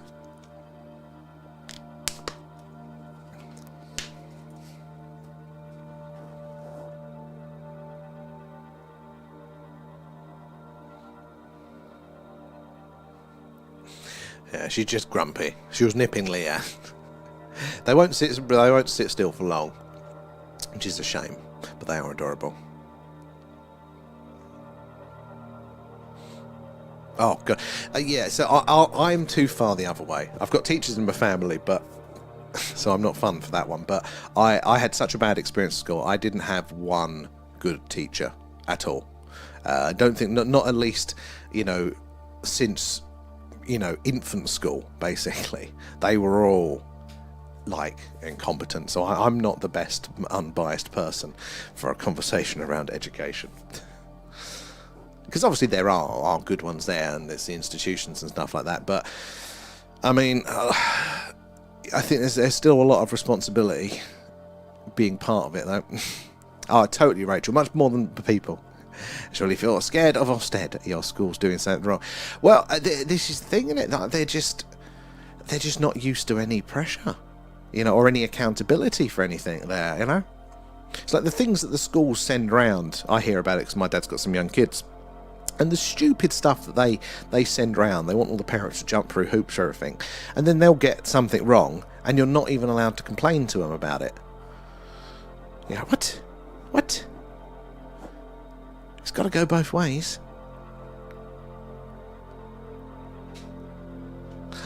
Oh, and teachers. I mean, well, that was my experience as well.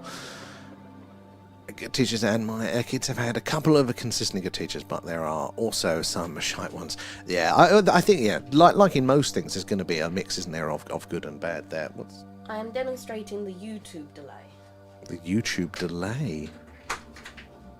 To who? To the chinchillas? Are they concerned? But there. Oh, how you doing, Blue Nose? Good to see you. Look, well, the camera's working kind of now. And we've got a new toy, Blue Nose, as well. Look, we've got the red phone. The Cold War red phone. So, that's that. Yeah, Blue Nose is in. Yeah, cool the airstrike. 25-second delay. That is quite a long one there. It's also my Leanne snacks and a cold drink. Chop, chop.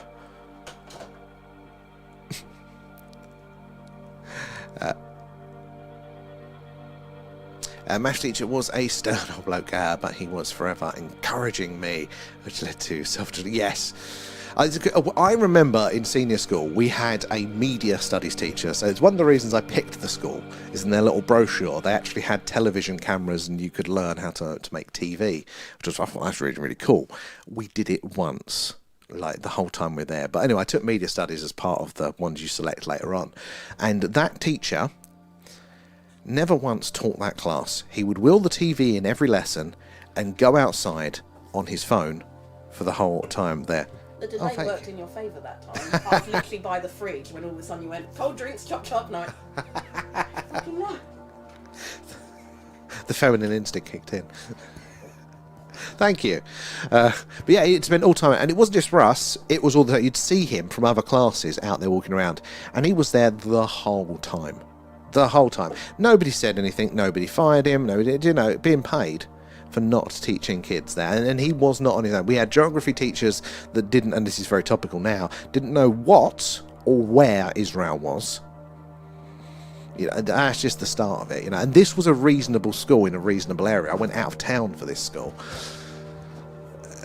There should not be allowed to happen there. And we had 3 teachers that turned out to be nonces as well. One of them female. So it was, and that I said, this was a good school. And Blue Nose there, thank you for the star. Don't have to pull me out. Got that bad. Yeah, I just didn't show up to my last year. And as I say, they say you will want to go back to school when older. It's 15 years after, and I still don't want to go. Leanne, on the other hand, loved school. She loved it and had a pretty reasonable time there. You know, got on, had her teachers well, and all that sort of stuff. And I think the difference is that... Oh, I saw a flash then. Oh, yeah, there we go. We got a flasher. Anomalous object confirmed. Zoom mode activated.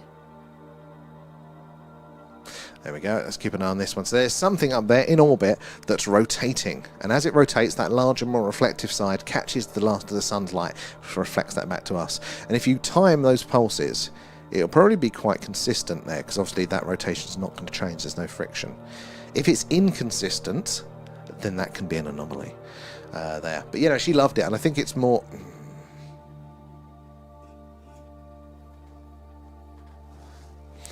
Where's the signal gone?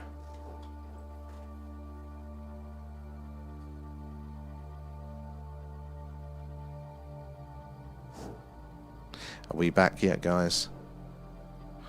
Bloody thing. Let's zoom in.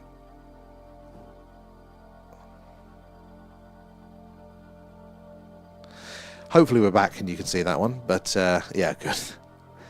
Yeah, no, she had a good time, but she was more academic. It's if you didn't fit in, then they didn't know what to do with you. And I think they just dealt with it badly.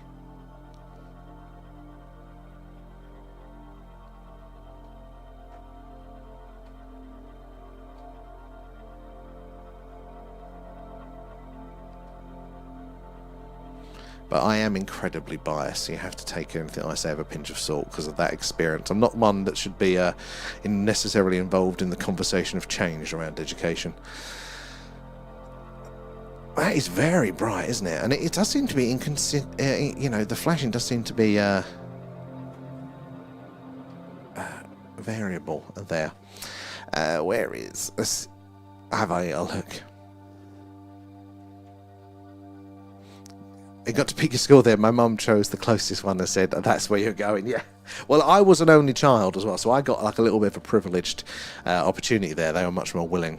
I had to get a bloody long-ass bus every day, an extra hour on each way. That wasn't fun. It is a very big flash in there, Rich.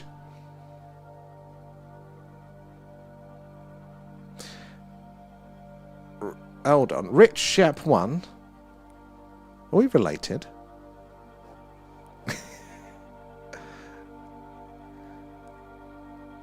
Oh, no, we're not. I've got family, well, a couple of family with that name. How are you doing there? But I learned a lot more. Same, Rachel. I learned so much more back in the day just coming home watching Discovery Channel and stuff like that. And then when the internet happened, because I was pre-internet for a lot of my school time, that was it. You know, my whole career is fully self-taught from YouTube videos now. Like, you know, so thank God for that. It's a big spinner, Kate. It's not actually that difficult, Rachel. It's not actually that elaborate. It's just the amount of money I've wasted to get it here. It's elaborate. It was a strange one. There did seem to be an infrequent flashing, didn't it, there? Oh, question, Kate, fire away. I saw it pop up and went, oh, it's family. Where are you joining us from, Rich? Where are we there? And Blue, what are you thinking of star formation patterns there? Do they really exist, or is it just humans drawing lines from stars to make sense there? Well, both probably going to be true. That's a brilliant question there. The first thing is that this is from our perspective. So obviously, you could have what seems to be two stars next to each other, but if you go from the different point of view, they could actually be really, really far apart. And one of the constellations I love, because it actually does have, the name actually kind of matches what it looks like there. It's the coat hanger constellation, and it looks like a coat hanger. It's the perfect hook and the line. But then when you look at the individual stars in that, you know, some are 600 light years, some are 4,000 light years away. So although from our perspective it's that shape, actually from every other angle, even slightly differently, they're just it's all a random distribution there. So I think there's probably going to be a lot of that human interpretation to it. But yeah, definitely from our position as well. It's like, you know, how do you map all of the stars and things and navigate, you know, because as soon as you can leave the solar system, well, not even leave the solar system, everything is going to be of a different perspective there. Brilliant question. And Brad there, do you think we are in a black hole as our matter is the same amount as a black hole? Oh, I haven't heard the matter related one there, but I do think there's a strong connection. I mean, as we know, the mathematics that describes our universe, not including black holes, there's basically from the edge of the black hole to the rest of the universe, the maths that describes all the interaction, how that works, that is the same as the math that describes from the singularity, the very center of the black hole, to its event horizon, the point of no return. There, it's the same. So we could be, and what is a Big Bang? You know, so a black hole is, you know, condensing matter down into an infinitely dense point there, you know, as compact, because we're actually mostly space. There is the perception of solid, but all of the atoms, there is so much space around them, and the idea is that singularity is just condensing everything down to infinitesimally small there. But what's the Big Bang? Something infinitesimally small becoming all of the matter that we see now and expanding out. It's just the reverse, isn't it? So there's a strong logical argument for that one there. A sensitive mute there, autistic, and refuses to go to school. And how would you proceed? Oh, that's a tough one there. Like, I had no drive at his age, so my experience gave me no knowledge. I mean, it's a hard one. I think the first barrier is the hardest one, which is, you know, what is his it would be, well, trying to understand from his point of view what it is about his experience that is difficult, like in detail, and seeing if there are any ways of limiting that burden for him. because there's a lot of things you won't be able to change with these things, but I also think our current understandings, especially from the professionals, is very limited. Like, and this is a really bad example, but being, you know, quite dyslexic and being in school, they was always trying to, you know, do whatever it was they could. At least they tried to help with that. But everything they came up with was just useless. It was like, you know, it was the neurotypical persons trying to understand somebody having a difficulty. So I'm always skeptical of what our establishment, you know, when they say certain things like that, you know, actually, is there anything, give him as many opportunities as he can to find out what works for himself, would be for that one there. But you are logical, you know, Kate. You've got the right tools. You've got the right tools there. I think, yeah. Just has he got any tendencies, like a disposition of interest towards things?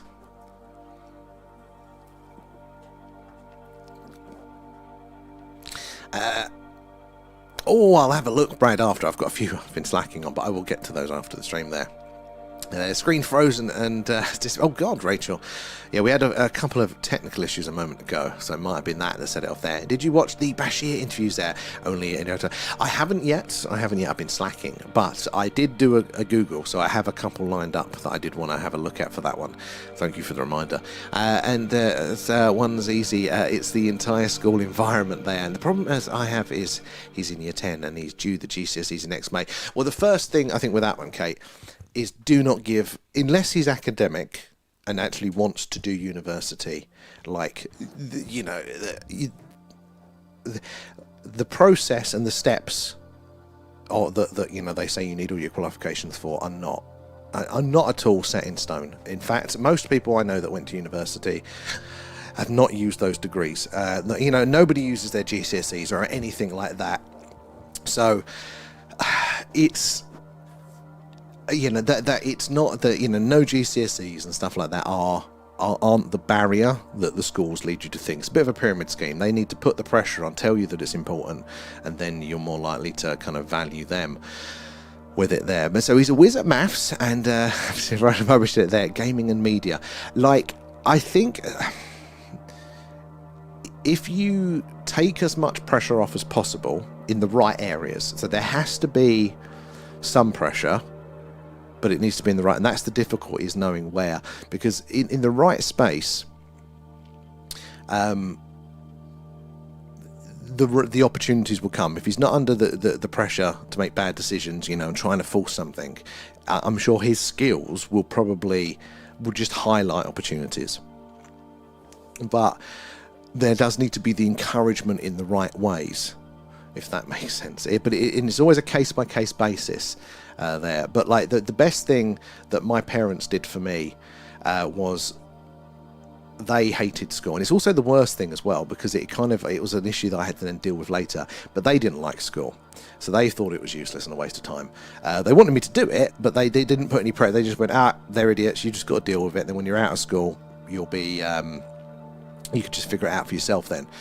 So I was stressed in the school environment, but when I came home I was like, I was fine. And then having that mental freedom and no pressure allowed me to naturally work on the areas what I did have skills in, and was fortunate enough to then try, and I got lucky when I was younger. I went straight into just doing a business that worked enough. I was very, very lucky with doing that. That's not everybody's position, obviously, but yeah, I think it's you know, obviously the world is going to require some sort of role. But yeah, the more, I think, freedom to understand it, the better for himself, to find out what works and to problem solve. Oh yeah, they're not very, you don't hear much Canadian-wise, do you? I don't think it's capable of the college and the uni environment, socially speaking, there. But and in this day and age as well, like, that's not the barrier it once was. Like, if you're the type of person that functions within systems, then you probably want to do the systems route. You know, if society's worked for you, then great. Follow society's pre-laid out path. You don't have to think about it. Just get on with it. But if it doesn't, you have to think about it. But there are plenty of opportunities. And like with what I see at work, I always find quite interesting. So they're all YouTubers there, and it's always interesting how people join the company. I was a bit of an exception, but normally what happens is that, like, you know, the YouTubers make their content, and then somebody in that community will have some skills in video editing, and then the YouTuber goes, you know, that person then goes, I'll do your editing for you. And the tuber goes, you know, as they're growing as well, say, all right, yeah, you can do my editing. And then they start to earn a little bit of money, which then they then pay that YouTuber whose skills are getting better. And then eventually they get employed. So there is so many ways in to certain things. You just got to put yourself out there to it, you know, to be a part of that community, you know, to see the opportunities. So if he's got skills, it'd be figuring out what are those communities and how, like, you know, if he doesn't like the environment there, is he social, like, in the sense that he'd participate in, like, what we're doing today? Because that's something that I wouldn't be a viewer. I wouldn't be typing in the chat. I'm always very, very quiet, so that wouldn't work for me.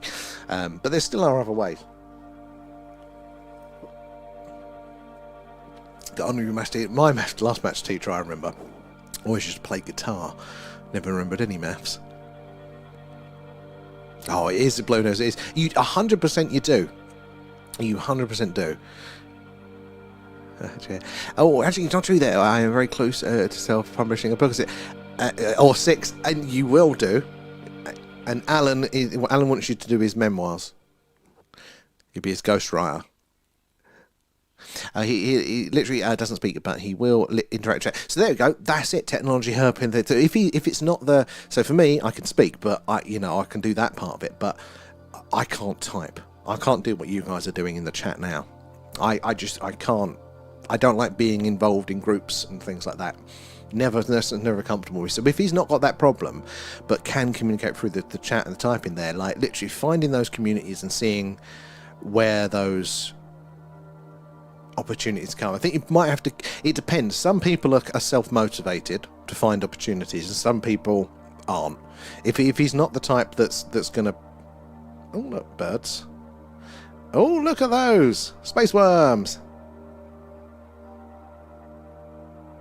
that's quite pretty, wasn't it? But yeah, if he's self-motivated, then you probably just allow him to get on with it. If he sometimes needs a bit of encouragement, then you'll know where to put in the guardrails for that one. That was a nice little interlude, wasn't it, there? Oh, can you please explain the UK Stonehenge there, and who put rocks on top of each other and put them there? Blue, brilliant one there. So, I'm not an expert at all, but we are just down the road from Stonehenge, so I'll give it my best one. So the modern day Stonehenge now is an interpretation there. It's been reconstructed based on what we understood. Now, how accurate we are, that is very much up for debate with that one. But it's, how many thousand years is it now? Neolithic, Paleolithic man is the understanding there, and we don't know if it was more European settlers or the native population, I think, at the time that built it there, because there's a bit of an argument. It was around the time there's a lot of population change there, but we know, don't we, that the bigger stones come from close-ish by there, and then they're still big, medium stones came from Wales, and then there's one stone in the centre that appears to have come all the way from Scotland there. Are we having another bit of signal drop?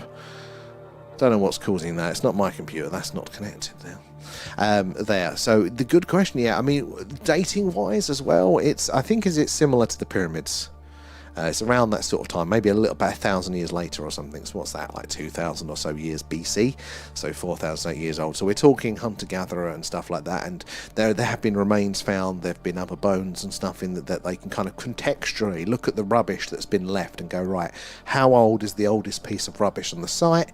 That probably means that's how long it's been inhabited by man, and that's how they date a lot of things like that.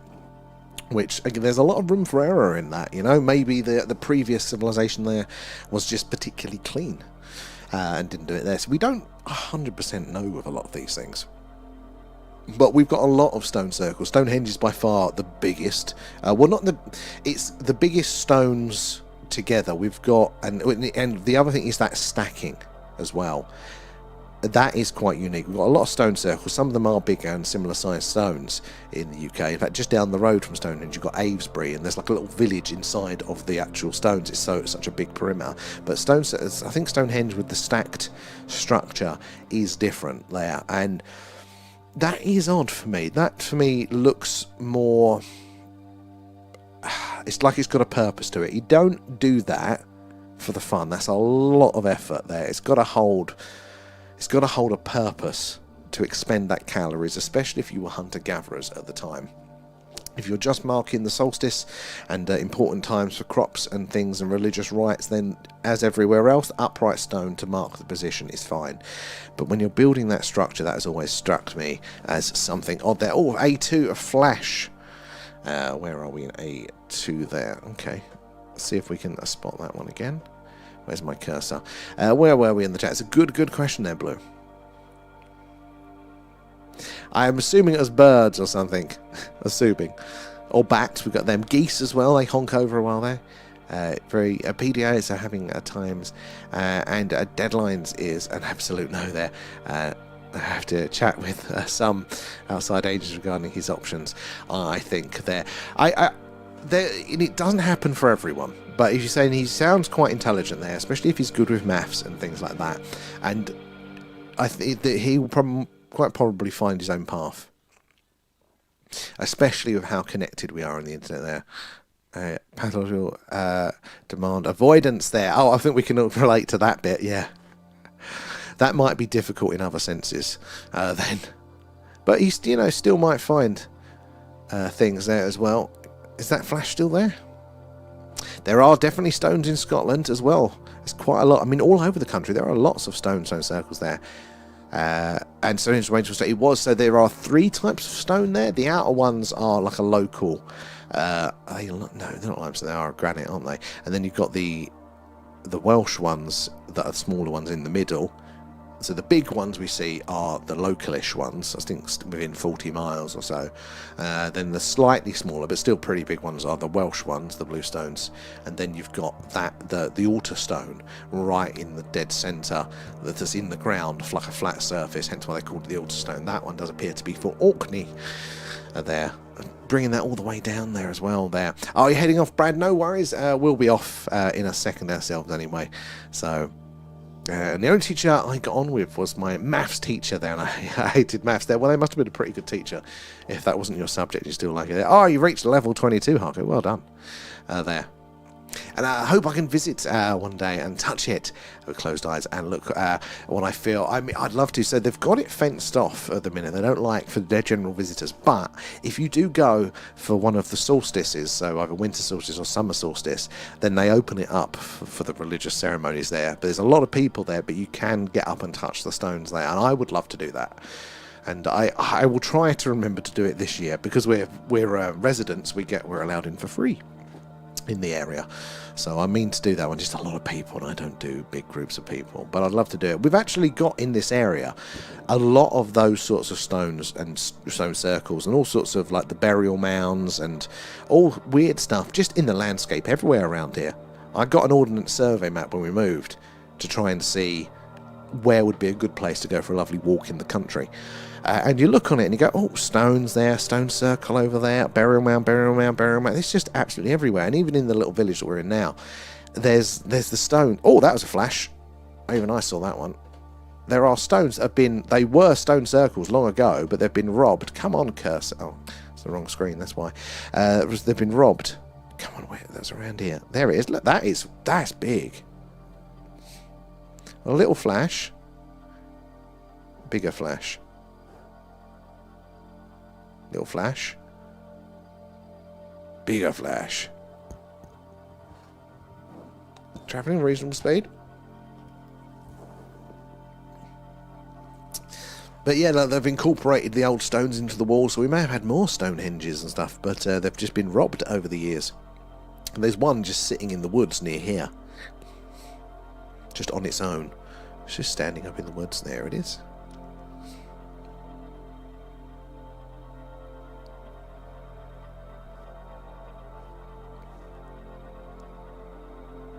What's that, Bellin? Stop it.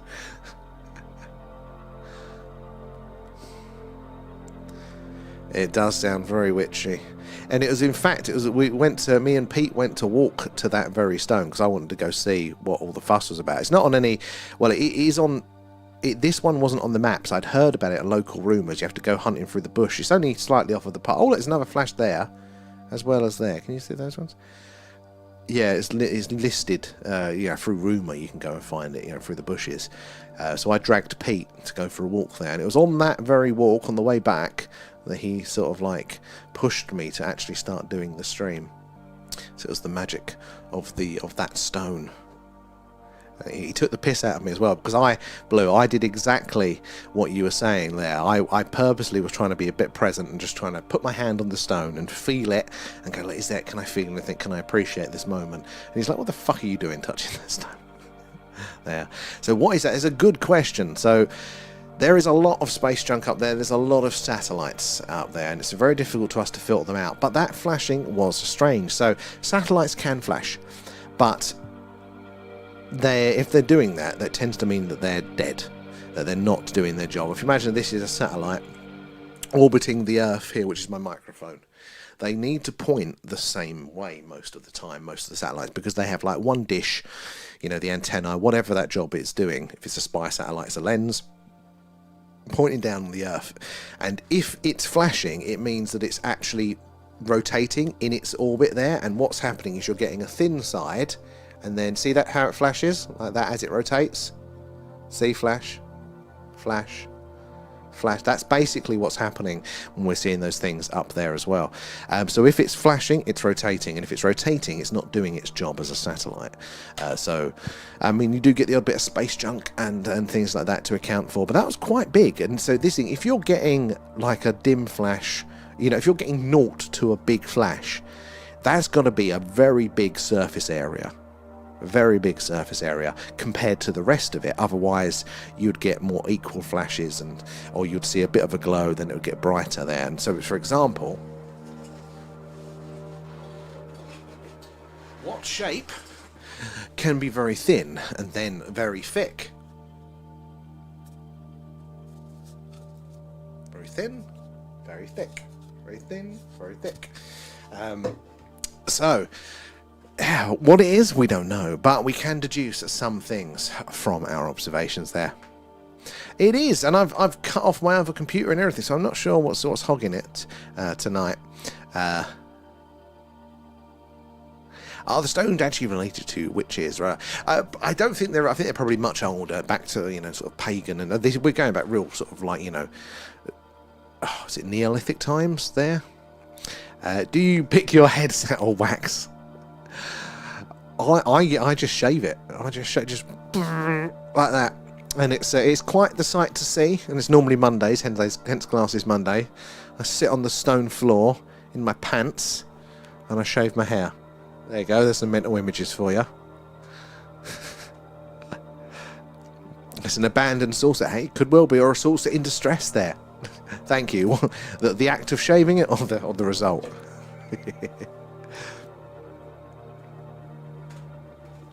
I mean, that was one of the things with the Muamua, wasn't it, there, that they were able to, although we couldn't get much of a visual on it, the fact of its light profile did allow us to deduce, what it could look like there, because we're seeing a little bit, then a lot, and a little bit and a lot. So we go, oh, well, that must be pancake-shaped.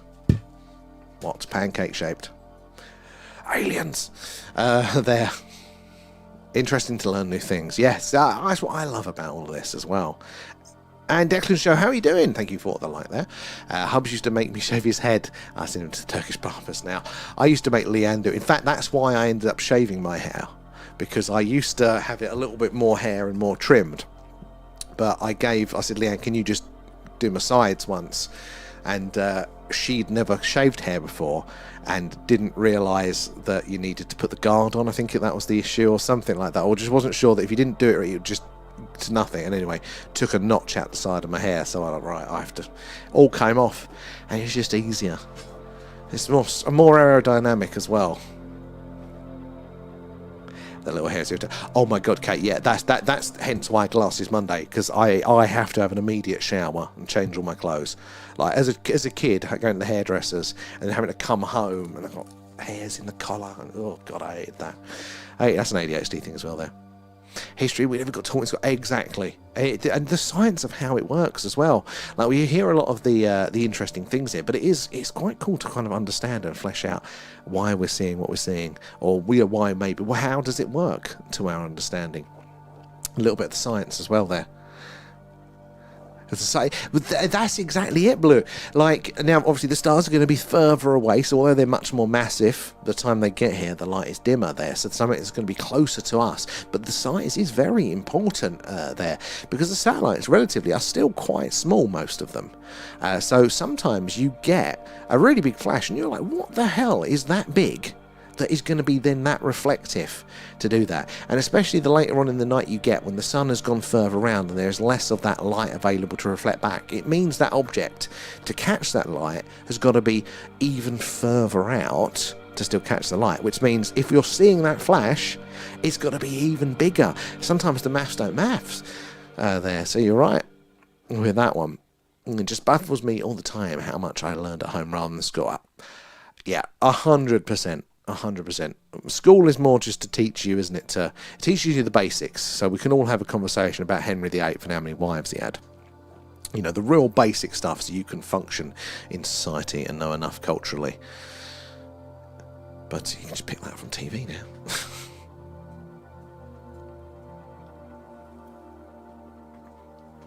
It's a not very efficient medium.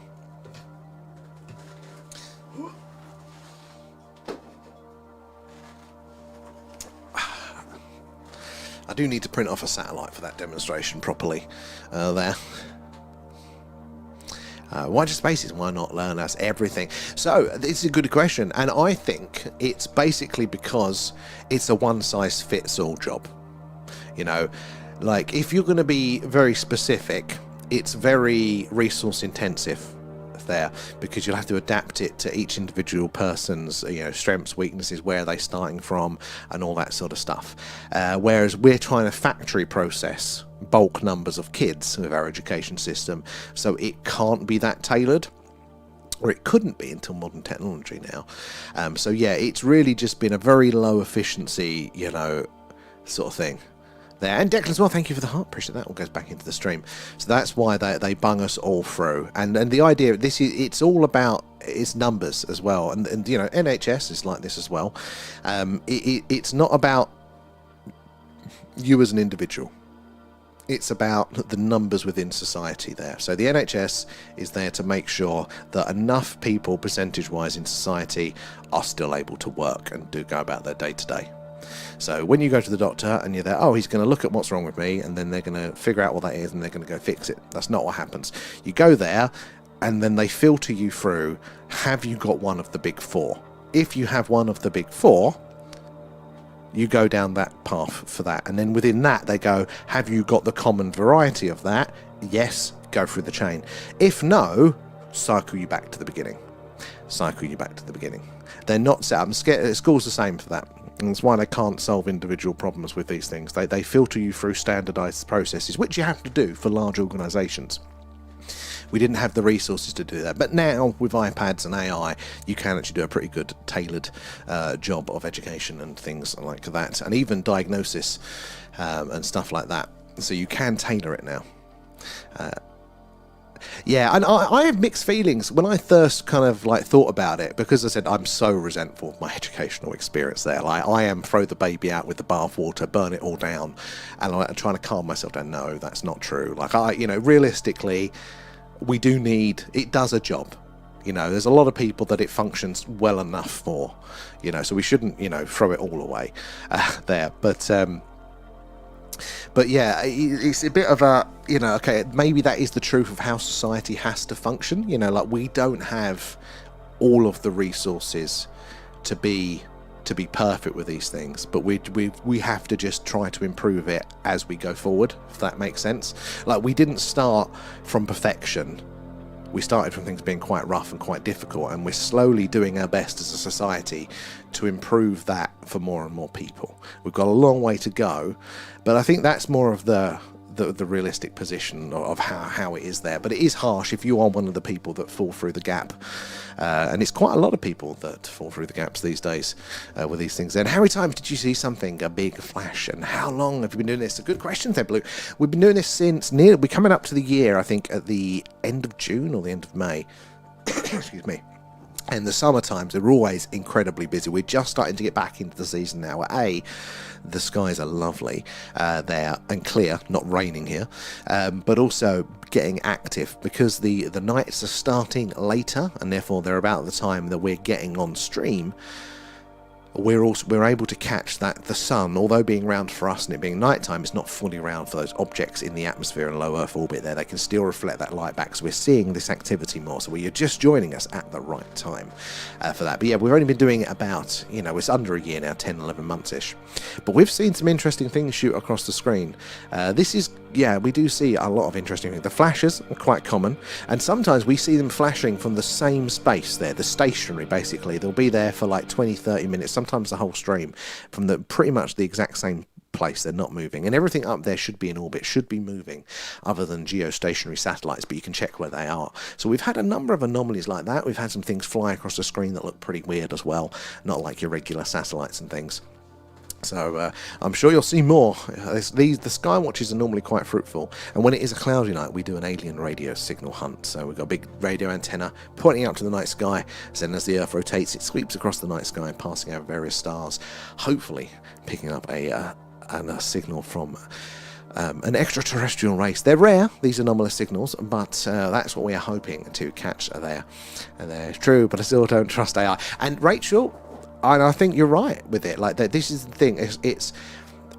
Trust has to be on a scale, doesn't it? There, and trust is earned as well. Like, until something is known to be safe, and we're more familiar with it, we know how it can go wrong and why it does go wrong. Then we know how much to trust it. And at the minute, like, we are still in that new Wild West phase where everybody's really excited by it and other people are really scared by it, and the truth is somewhere in the middle. Like, it's capable of all of the bad that people are saying, but it's also capable of a lot of good with it there. Like, there are plenty of people that have been driven quite literally mad from AI at the minute, and that is bad amongst all the other bad things that it does. But for example, my aunt recently had a very bad experience with the NHS there. Appendix exploded and was repeatedly told, no, it's woman's problems, and nearly died. Eventually, AI diagnosed it, so then they went, no, you're going to check this out, and lo and behold, it was that. So they dealt with that, but there's been no aftercare for her at all there, and so she's been struggling with that, and so it's resorted to AI to help her through the recovery process there. So there's some pluses and there's some minuses, isn't there? Like if anything, we have to be careful, but caution, I think, is always sensible. Trust has to be earned, doesn't it? And even when it's earned, it's never 100%. It's to what degrees, it's those sorts of things. But it's interesting. It's an interesting world we're living in. Interesting times. It's been a lovely clear night tonight. And what do you think of SETI? And are they a legit scam? Everybody with a narrative and use computer power to generate crypto coins. I mean, it's running for decades. It's never found anything. That is hilarious. Yeah, I like that one. That's a conspiracy theory there. SETI has just been Bitcoin mining this whole time, and that's why they were using your computer. I like that. I like that. Yes and no. Like, I think they think that they're legit, and I think that they are legit in a certain sense, but they are far too rigid with it. Like, they have actually detected a lot of signals, but they write them off. And I thought, oh, they're writing them off because they've proved that they're not alien. But when you look into it, that they've written them off because they can't prove that they're alien. So they're like, oh, well, they're probably a satellite interference. Then you go, well, that's not very scientific. Some of the ones that jump to mind are that, they'll have this anomalous signal. It looks like a technological signal. not a natural one, appears to be coming from a star, you know, that they're pointing at and all that sort of stuff. You know, everything looks good, maybe it even repeats there, and they will literally say, nah, I think it's satellite interference there. And they go, but, okay, was this on a frequency that satellites transmit on? No, we don't know any satellites that transmit on this. Were you able to test this and detect it later? Maybe if you heard that on a like a regular repetition, it would imply that there's a satellite in orbit that is giving you that signal. No. You know, so they've actually kind of half disproved their answer, but then they still go with it.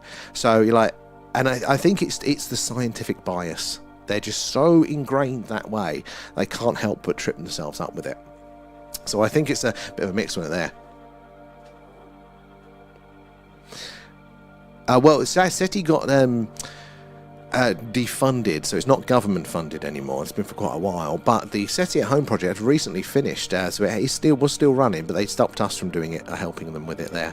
I don't understand Bitcoin. That is an interesting one. I'm interested by it, but I'm also like skeptical. Like, I don't know with it. I'm really on the fence with that one. We still need to be careful with it, yeah, just like with aliens, no robots in my house. And Rachel, like 100%, this is the thing, you know, the trust has to be earned like that with it. Whether it is AI, whether it's with aliens, whether it's with robots, and trust as well, like you guys, you can trust me to jump on a stream. You know, you can trust me for that. Right, we're going to do this stream, we're going to do that there, but would you trust me with... I'm trying to think of a good example now. Like, trust me with not leaking spoilers. You know, something innocuous like that. Well, I've got a big mouth. I can't, you know, I forget and I just say it, you know. So, you know, you can trust there, but you might not trust here. You know, trust is such a dynamic thing. And as humans, we want to simplify all of these decisions down to binaries because that saves calories for the brain. You know, as a yes or no, and ultimately we do sometimes collapse this down into a yes or no decision, but we're too tempted to take the easy road and make it like a simple yes or no, when really a lot of the time it's dynamic. It's a little bit over here and a little bit over there, and it takes figuring out and takes a bit of brain power. But if you can be aware of it and then you go, right, actually I'm going to put in the brain power for this particular decision, that's when you get the opportunities there, because most people are still working on the subconscious programs of the binary yes no. That is where the opportunities lie. Have we got any last bits of movement before we wind up for today? I told myself I'll come on early and I'll come off at 11, but it's been such a good night. Couldn't do it there. I've trusted mine for a long time, and I don't know if it's a good thing. Well, I mean, you've trusted to a certain degree, haven't you? There, you know, and I think, you know, that relationship with the experiences you're having there, as that develops, maybe the trust will have to develop with it as well. But, I mean, none of us know the answer fully, do we? You know, sometimes we just have to get out there and learn it.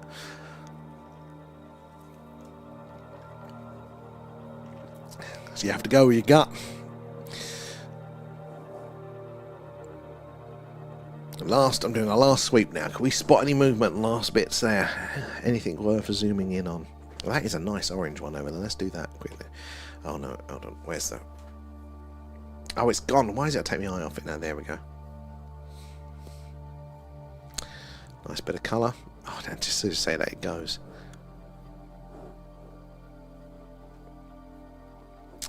Well, hopefully, is it still... What's the weather looking like tomorrow? Let's have a look. Out of all the various bloody apps. Find my weather app. Weather... Right. Oh, wow. That's looking even better, actually. Yep, so tomorrow is looking clear again. Friday. Oh, Friday is lengthy clear spells. We might even get one in on Friday. If not, we might do a bit of gaming or SETI there. Saturday night, clear. Sunday night's cloudy. That'll be an alien radio signal hunt there. And then Monday, Tuesday, Wednesday, rain. So we're going to make the most of this. Make sure, guys, that you are following, because you'll join us tomorrow when we go live for the rest of those Skywatches. And the earlier part as well tend to be quite active, so do make sure you join us for those ones there.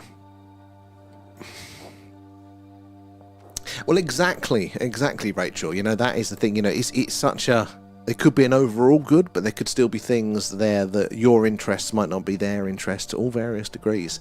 There, you know, it is such a... Life is complicated, isn't it, with it? So, anyway, guys, thank you so much for joining us tonight there. Hopefully we'll see you all again tomorrow and the rest of the week, as the skies are hopefully going to remain clear and awesome. Thank you for all of your support there, hanging out with us, your awesome questions, chatting away, being legends there, keeping me company. And yeah, thank you again, and we'll see you all... Oh, user there, user 49. What did we see? What did we see? Because I was looking at the wrong screen. What, did we miss something? Was there a last minute bit of action that I wasn't paying attention to? I can't see it. Anyway, guys, I'm going to come off now. But thank you again, and we will see you all